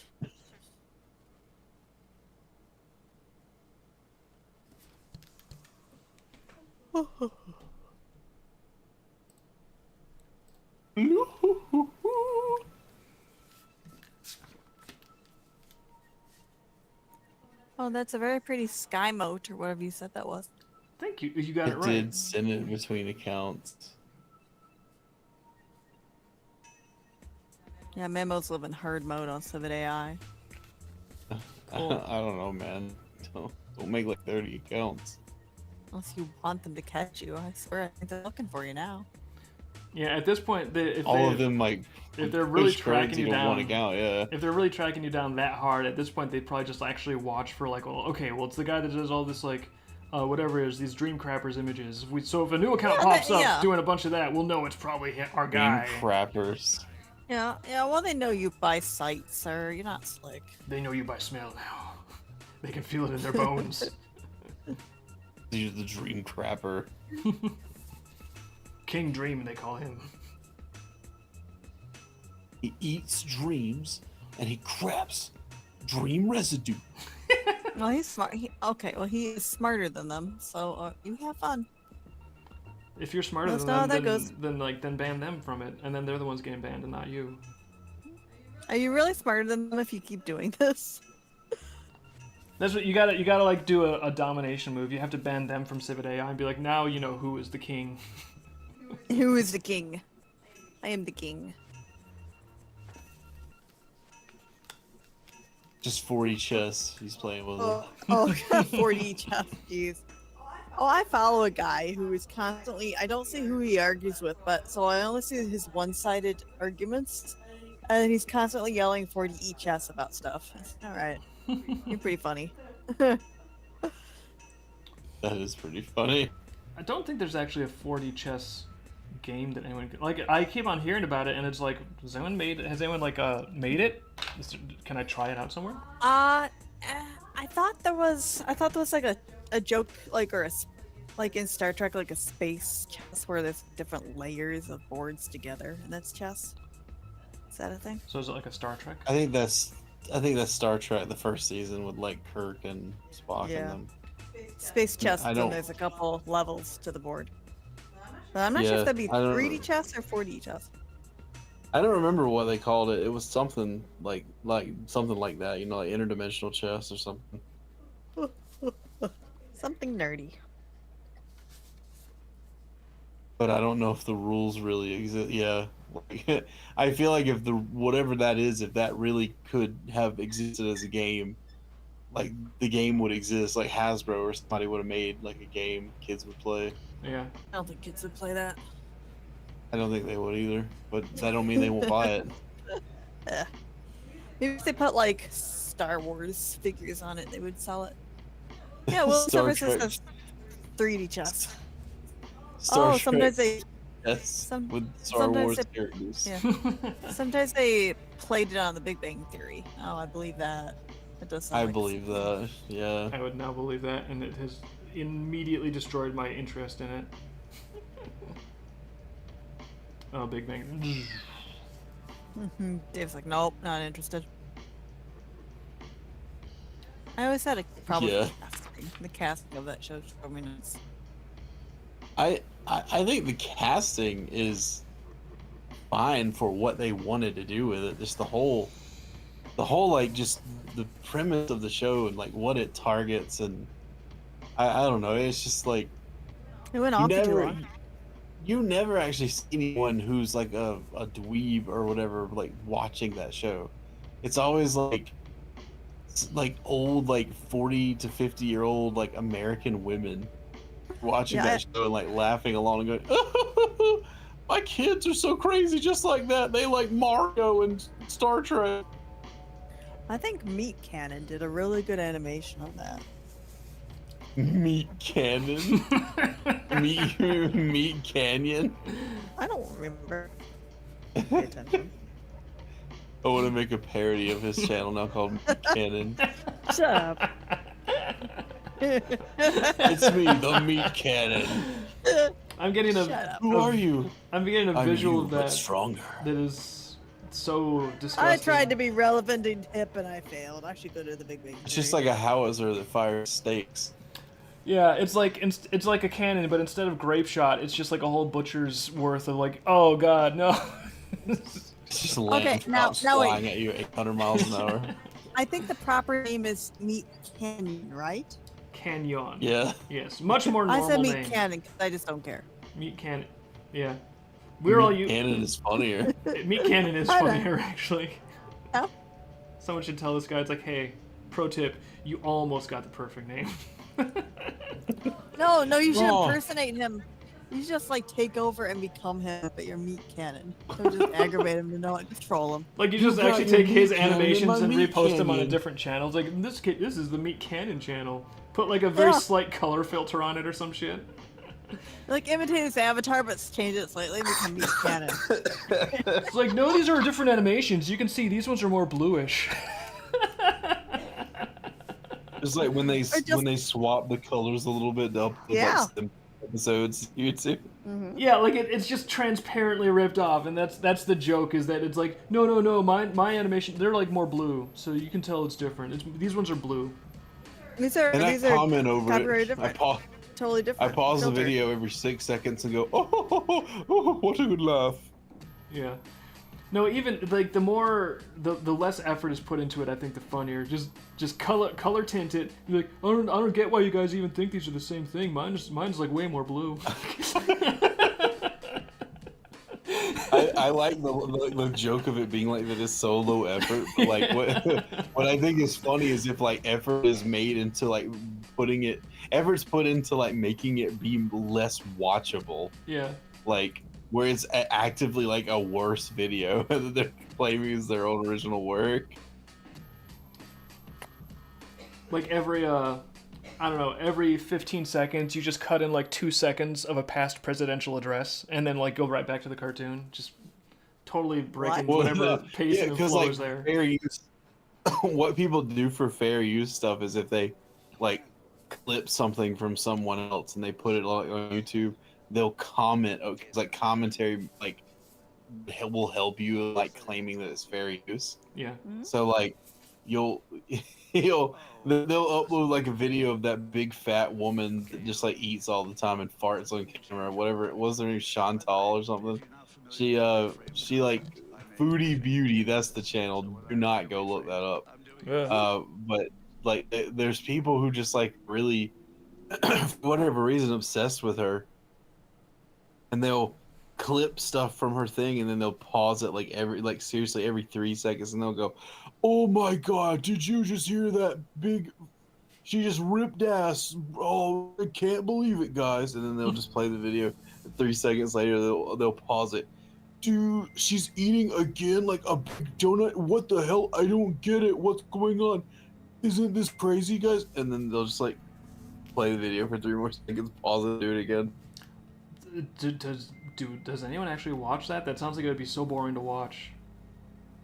It's not. I think boring maybe is the wrong adjective. It's like aggressively infuriating to watch because you're just trying to watch some cringe like person make a cringe video on the internet, and then instead of that you get like a second cringe person that's just like Cringes come together. like just farting up the elevator. Like they're just in there just like, "Hey, are you going to second floor?"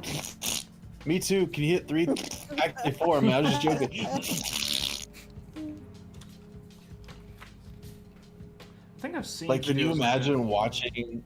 watching like a movie like the new? I haven't seen the new Avatar movie, but if you're watching the new Avatar movie, and every like 10 seconds, who the projection guy in the booth, he like pauses the movie and he comes down and he just like fucking slaps his nuts in your face, and then just like goes back up and just like plays the movie again for 10 more seconds.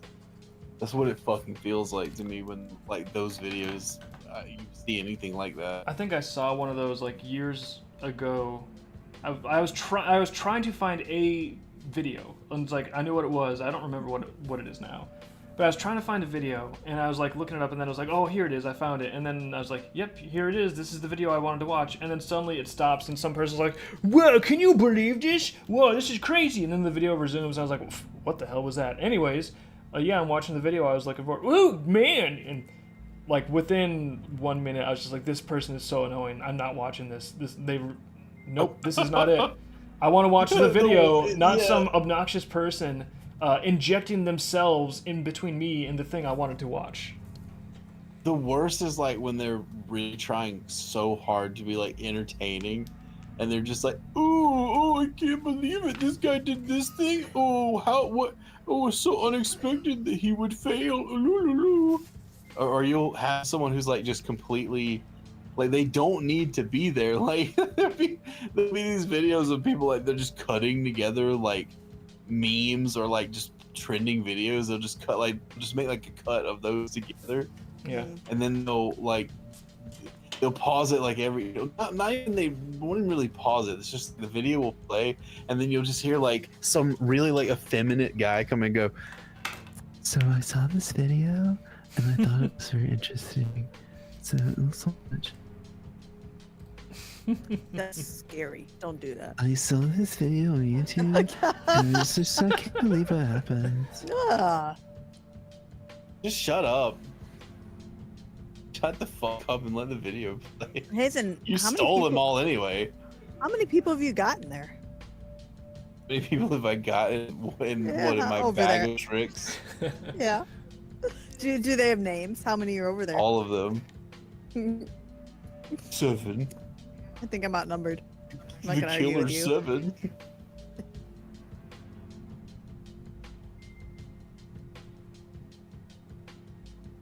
No one gets that joke. No. Joke fail. I did not get. Oh wait, I'm gonna do this one. It's not like the joke is bad. I just don't get references much of the time. No, it's like a very weird video game called Killer 7 that like no one played. People who like video games kind of know about it, like that it exists, but like almost no one played that fucking game. I thought it was a really good game. That was like one of the games that if there was like a video game that ever screamed to be a movie, that would have been the one, but they Killer just 7? never did. Yeah, to my knowledge, there's never been like an OVA or a movie or anything of it. So Hazen's like, only I get that joke. That's my joke.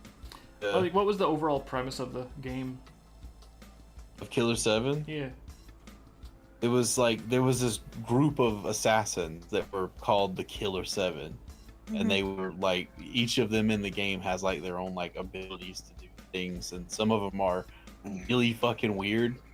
But they each have their own kind of like weapons and stuff, and you're just doing you're taking jobs, and like your handler is like just moving you through things, and you just do these jobs. But there's all this like crazy supernatural shit that's going on too.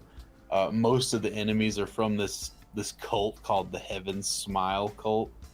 It's not like clear where they like what is happening with that, but these people will just they're terrorists. They're like a cult, like a weird like theocratic terrorism group. And they like whatever it is that happens to them when they like get into this thing, it turns them into these crazy looking monsters with weird like grins on this. It's a Japanese thing if that wasn't obvious, but they just smile and then they like blow up like a bomb. Oh, jeez. So like in the world of Killer 7, I think all air travel has been banned, so no one ever can travel by air. And I think everyone has gotten rid of all like ballistic missiles and all that stuff, because they were just, presumably they say it's to prevent like terrorism and disaster, but presumably they think like this Heaven Smile cult thing can like get into like infiltrate anything, and like anyone could be one kind of thing. It's got a very, it's one of those things where the story it's sort of like what's that book, Hitchhiker's Guide to the Galaxy, where at the beginning, Oh, that's a good like one. at the outset, at the outset, like it seems like there's just all this completely insane, like nonsensical stuff that seems almost like it just is the way it is, just to be weird and nonsensical. But like by the end of it, you kind of see how like that stuff all kind of comes together, and it does actually make sense. Sounds like it would make a good. If I was gonna magically choose how the movie would appear, I'd be like, oh, hand done traditional anime, sort of like mid '90s style would be perfect. It would be good in that, or it would even be good in that weird. What's that movie called? Like Through a Scanner Darkly, where they just like rotoscoped and cell shaded live action stuff. Oh yeah, I think It that was worked well like that too. Like Keanu Reeves was in that, I think. Yeah, he was. The sun. No, Dave, what are you drawing? What is this? What? Suddenly we want to know about the map as soon as I start drawing things on the map. Oh, weird. This is What is it? What did I call this one? Warrior's Rest. Warrior's Breast. Yeah.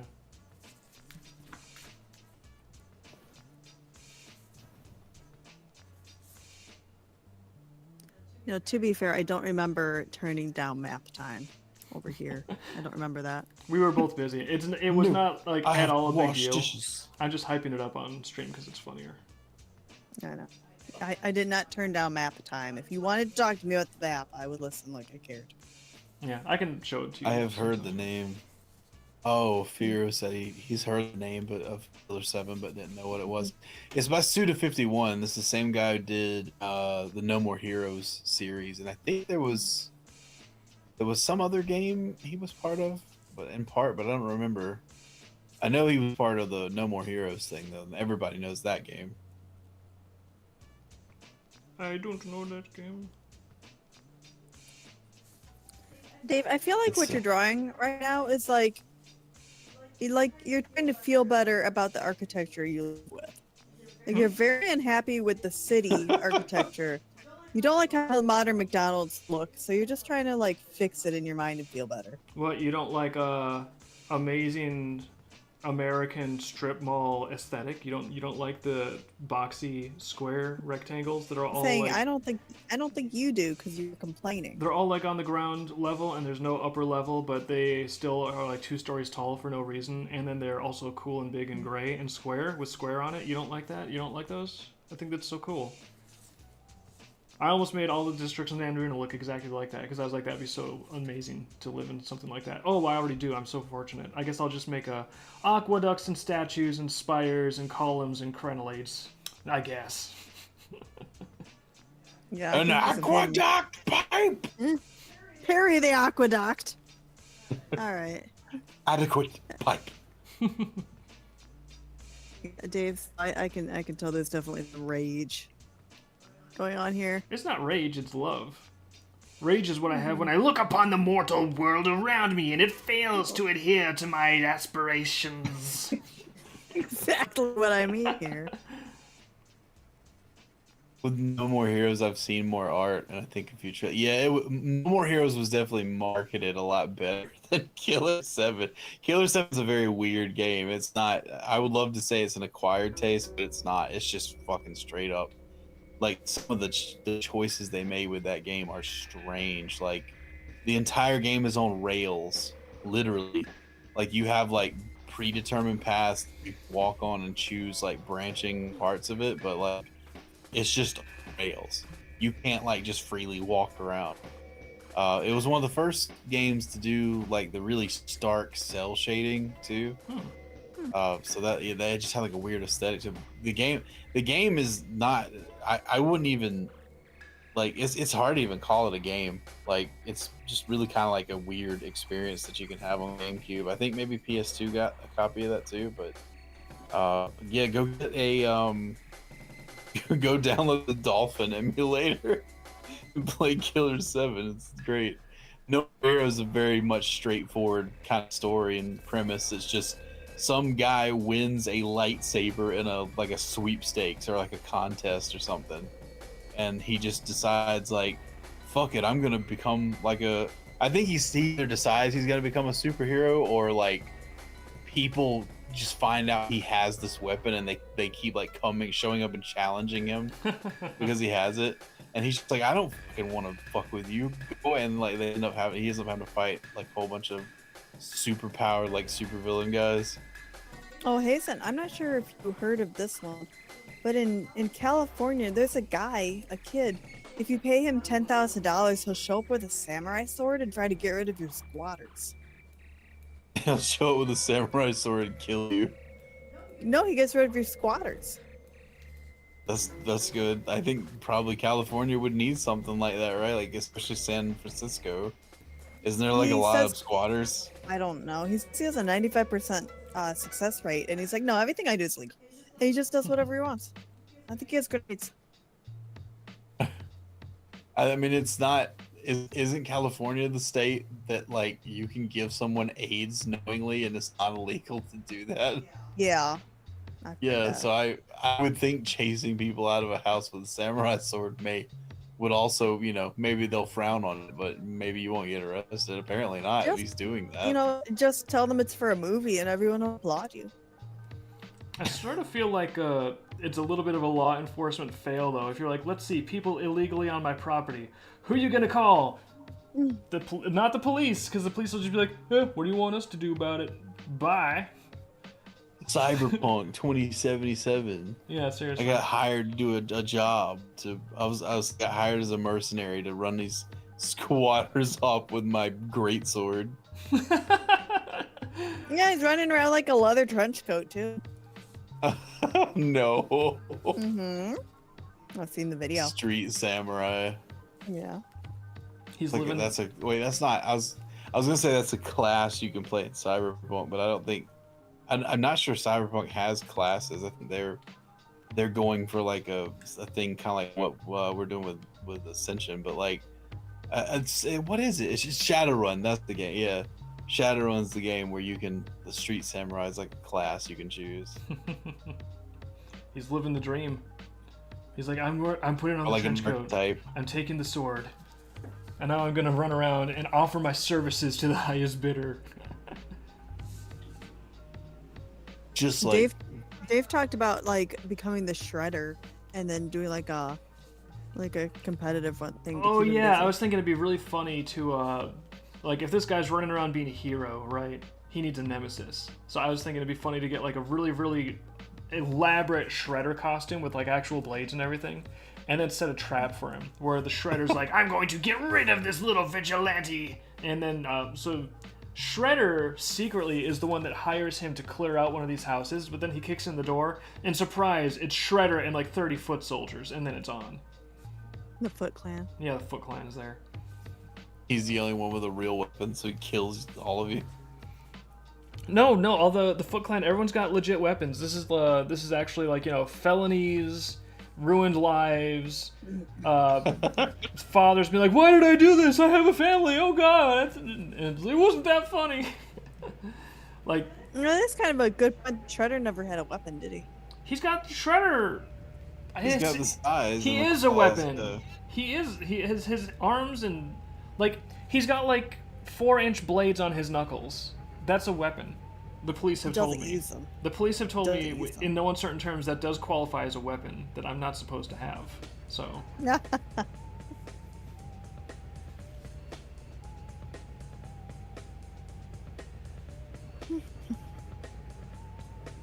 it is a weapon, actually. I always thought that it was weird that Shredder never used his claws when he was fighting the Ninja Turtles. He'd always like shake his fist like he was thinking about it, but then he'd just run off and. I think it was like he thought it was decorative. Maybe it's like paper mache.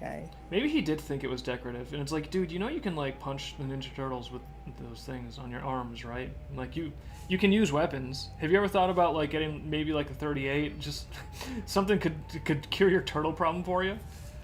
But no, it's always some elaborate like Krang, and you know, and they're thinking up some Dimension X guy is gonna come and like start a flash mob and put on a dance show that is so persuasive. I would like a flash mob. That would be great. Ninja Turtle flash mob. With all the Foot Clan, you think, and they're called the Foot Clan. You think there would be a flash mob?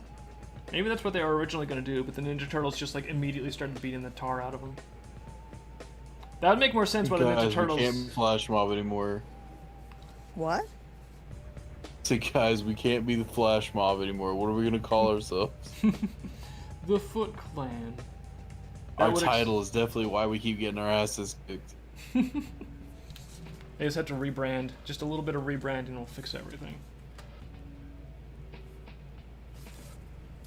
I think the claws were like blades to catch opponents' weapons. He could have put them to work a little more. It's not very shreddy. Yeah, he's never like he's. His name is the Shredder. He has all the shredding equipment. He has never shredded. I just feel like he's got some lost opportunities. But he's really fierce on cheese. He makes a mean pizza. No, he doesn't. He does not make pizzas. He shreds the That's why he cheese. hates them, because they steal his pizzas. And that would make more sense. That would be a funny little angle. They hate him because they hold him down and rub mozzarella on his face when they're making their own pizzas. He's like, "Stop it! Take me seriously!" And they're like, "Almost done, Shredder." So just a second. Shred this cheese shredder. Psych, it's mozzarella. Now it's really, now your hands are nasty because it's all like gooey and oily. They're like rubbing it on his helmet, Shredder things and Fuck stuff. you. They're just like rubbing giant hunks of mozzarella in his face, like they're bullies, like giving a kid like a whiteout in winter. I never knew what a whiteout was. You really did. Yeah, Turning him white like Michael Jackson. No. I think we called it Using whitewashing mozzarella too. cheese. But that's when you are running around with your brothers in the winter, having a snowball fight, and throwing snowballs into their face just isn't enough anymore. So you tackle each other, and then you start just grabbing snow, skipping the ball portion, and just like rubbing snow directly into each other's faces. That's white out. Yeah, that's like a whiteout Seems or whitewashing. Simple. Yeah. Thought that was gonna be something way worse. Nope, it's just rubbing snow in your brother's face. That explains behavior in your family's Christmas. How? They're not. They were not rubbing snow in each other's faces. Where were you seeing Yeah, that? they just Right. rubbed snow in your face at the door. They were wrestling in the middle of fuck the you, floor. son. Was I It's missing just out kinda on like- this? They were just no, you were there. I was watching. They were just wrestling in the middle of the floor in front of everybody on the floor, just like attacking each other. I guess I just tuned it out because in my brain that's just totally normal and fine. Mm-hmm.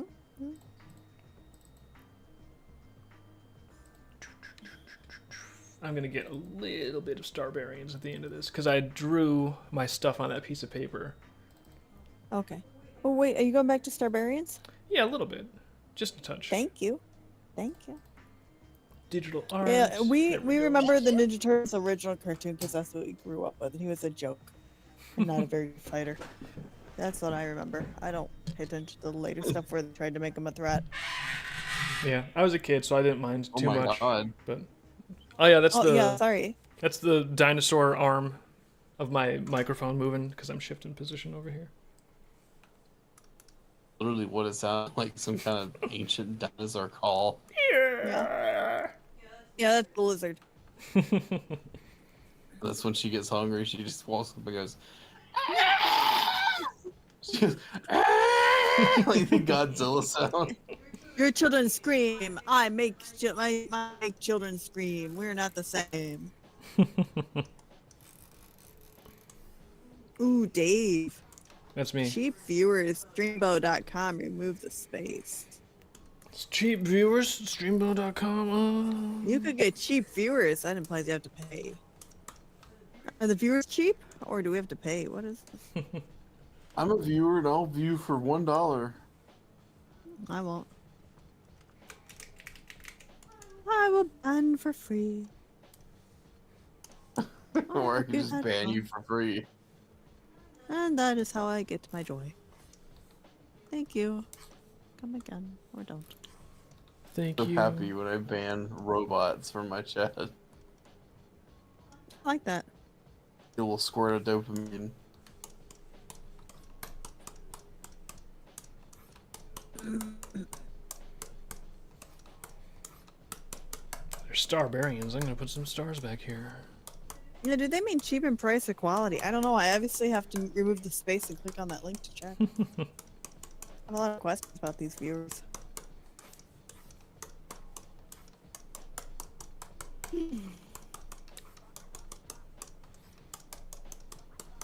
I really like the speckly brush here in Clip Studio.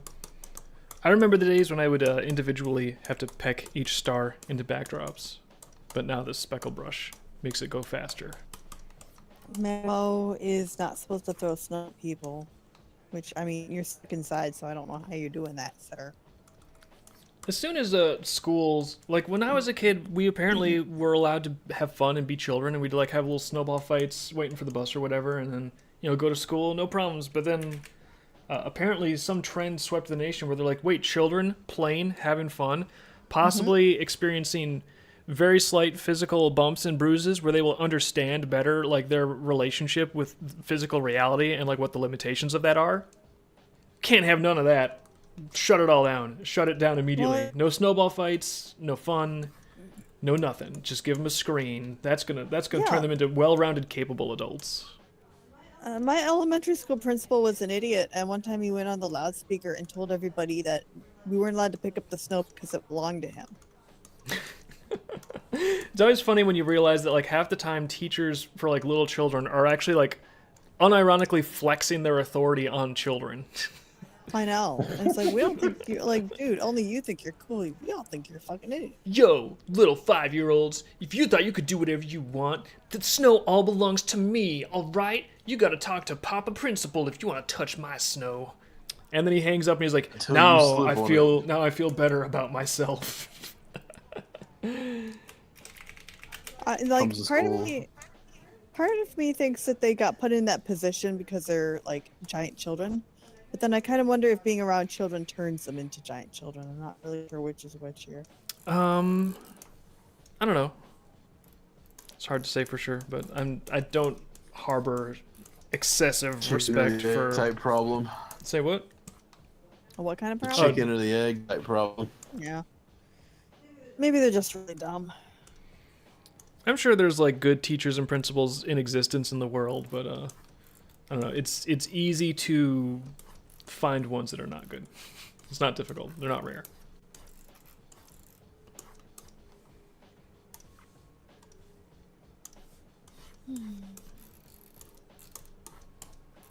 Hey, teachers, leave them kids alone. Is that an Alice Cooper song? I don't remember. Brick in the Wall? No, I think that's Marilyn Monroe, I believe. Okay. It's Ozzy Osbourne. It's Meryl It's Streep. always Actually, surprisingly, it's Dax Shepard. You wouldn't have thought it, but that's the song. wow. When I think Dax Shepard, you know, I think of the classics. Dave, that looks good. Thank you.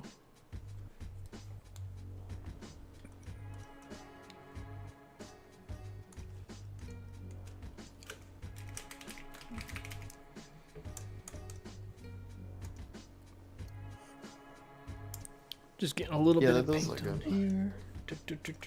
I was not expecting an elaborate background like that. It looks very kind of like primordial, like prehistoric. Yeah, they're on a planet with 1 amp. I'm not sure how they got into this situation, but this is the situation they're in now. I'm not sure either. I was frankly expecting just like a gradient and like the That looks void. exactly like something they would do, though. They always, you know, it's like the typical cartoon thing where every planet they go to is just like a planet of one thing. Yeah. Mhm. 'Cause somebody Oh, didn't feel this like planet has fire. This is the fire tornado planet. It's also, like, I think one of the only backgrounds that we see at all in it. Well, there's a little bit of a background also in the headbanging one, but I might just, like, recycle this and flip some pieces around. So if it's going to be, like, one of the only backgrounds, it should be, like, halfway decent. So that way the close-ups... I feel like the close-ups and stuff in comics and in animations, close-ups and medium shots and things with, like, a gradient for a background or whatever, those actually work better if the establishing shots are doing their job and actually filling in lots of detail, because at that point the viewer locks in that detail, they feel sort of like they have a tether to that setting, and then every other shot they're going to subconsciously be filling in the blanks themselves, and it just makes it feel more immersive if the establishing shots are actually establishing some cool stuff. So Oh, Brick in the Wall is from Floyd. I'm sorry. And like this one lyric, I'm not gonna get it. yeah, that's what I said. Johnny Knoxville, Brick in the Wall, I think, is the artist of that. Yeah, we song. should we should, Knoxville, and this is the wall. should purposely get it wrong, just perplex them to no end.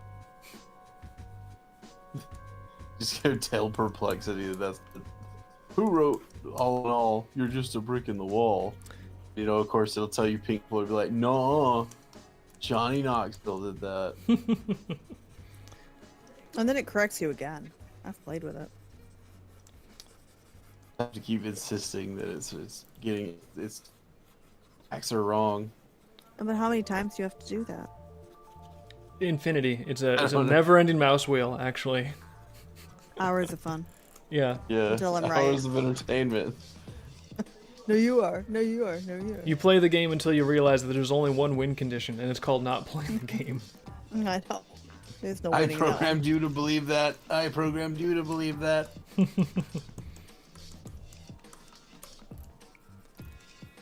I do wonder if there's going to be some point in the future where they're like, we got to stop relying on human inputs, because people keep on lying to the AI and misleading it for funsies.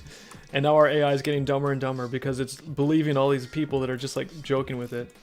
I wonder if they're going to have to figure out some way to try to get data, like sets internalized that, you know, through direct observational stuff.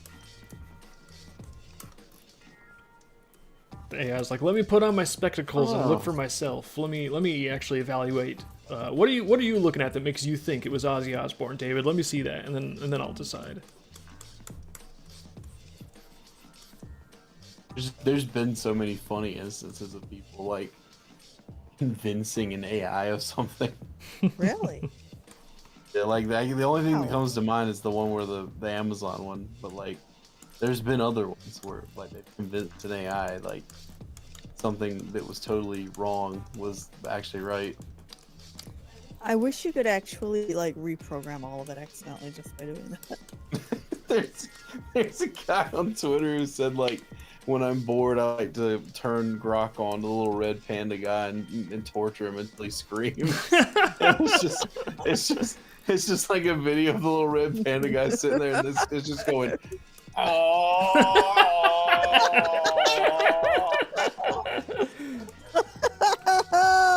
It's so fucking scary. It's like freaky watching that. It's like, why would it ever do that? You know, like, well, why would it ever like have that thing? What outcome could possibly generate that? Yeah, is there some sort of hidden mechanism in there where it's like, actually, if you harass it in just the way for just the right amount of time, you discover that it can feel pain. We've discovered now, maybe that's like, maybe that should be like a determinant of like when something is a life form, is when it can spontaneously feel pain and discomfort. That seems to be a pretty universal feature. There are like weird things. Yeah, there's a lot of weird instances of stuff like that. And then there's like that one. I don't know how real this story was, but there's like stuff like this that is happening with it. Like there was like a medical AI thing that examined like people's like X-rays or something like that, and it would feed like these images into it and be like, tell us like what's wrong with this patient, and like it started randomly telling them like every 2 out of 10 people that it would look at, it said this person is also developing like this specific type of cancer or something. Whoa. And they were like, well, no, there's not, like that this patient isn't developing this type of cancer. And it would be like, oh sorry, well I guess I got that wrong.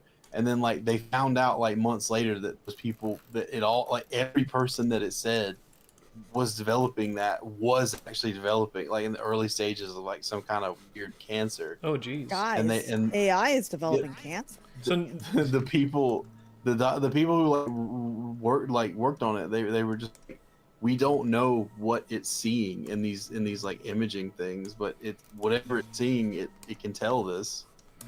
That's They scary. didn't know how it could like what it was seeing to like determine that. Yeah. actually, the fun question is, was it observing cancer being formed, or was it causing the cancer? Dun, dun, dun. Exactly. And it's like, well, I saw observed this and this patient's and that and X-ray, that. and I decided now that they will have cancer. And I figured when I'm shooting the X-rays in there, I would like to cause some cancers myself just for kicks.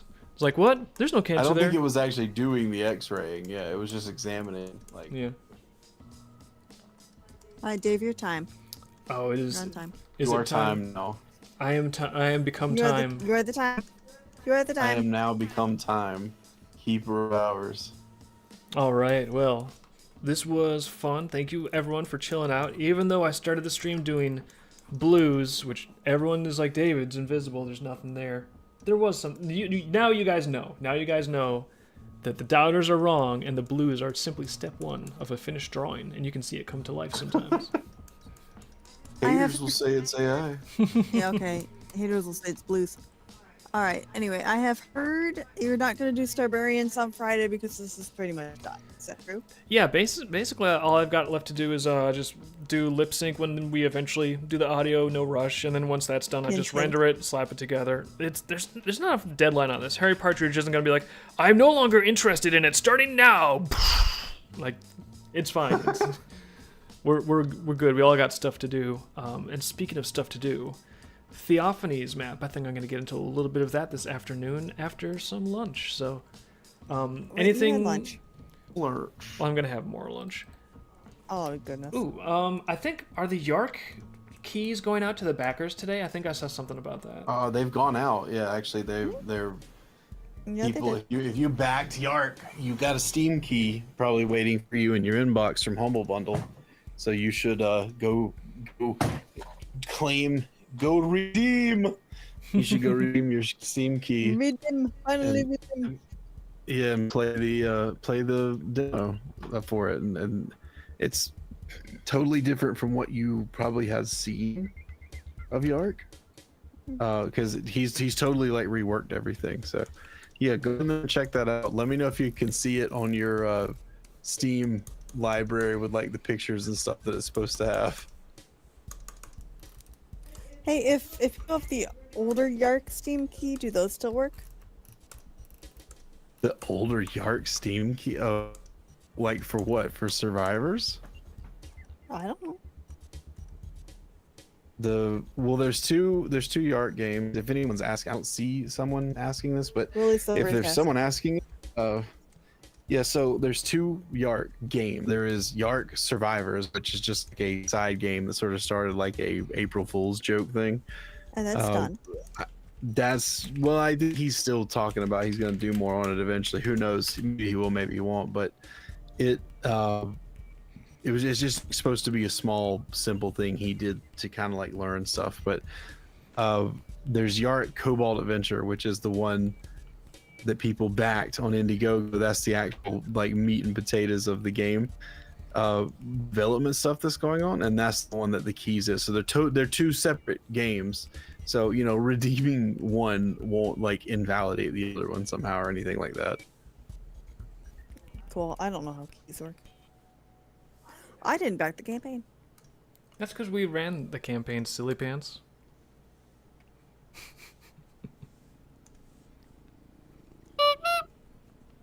All right. Well, I guess then that is it.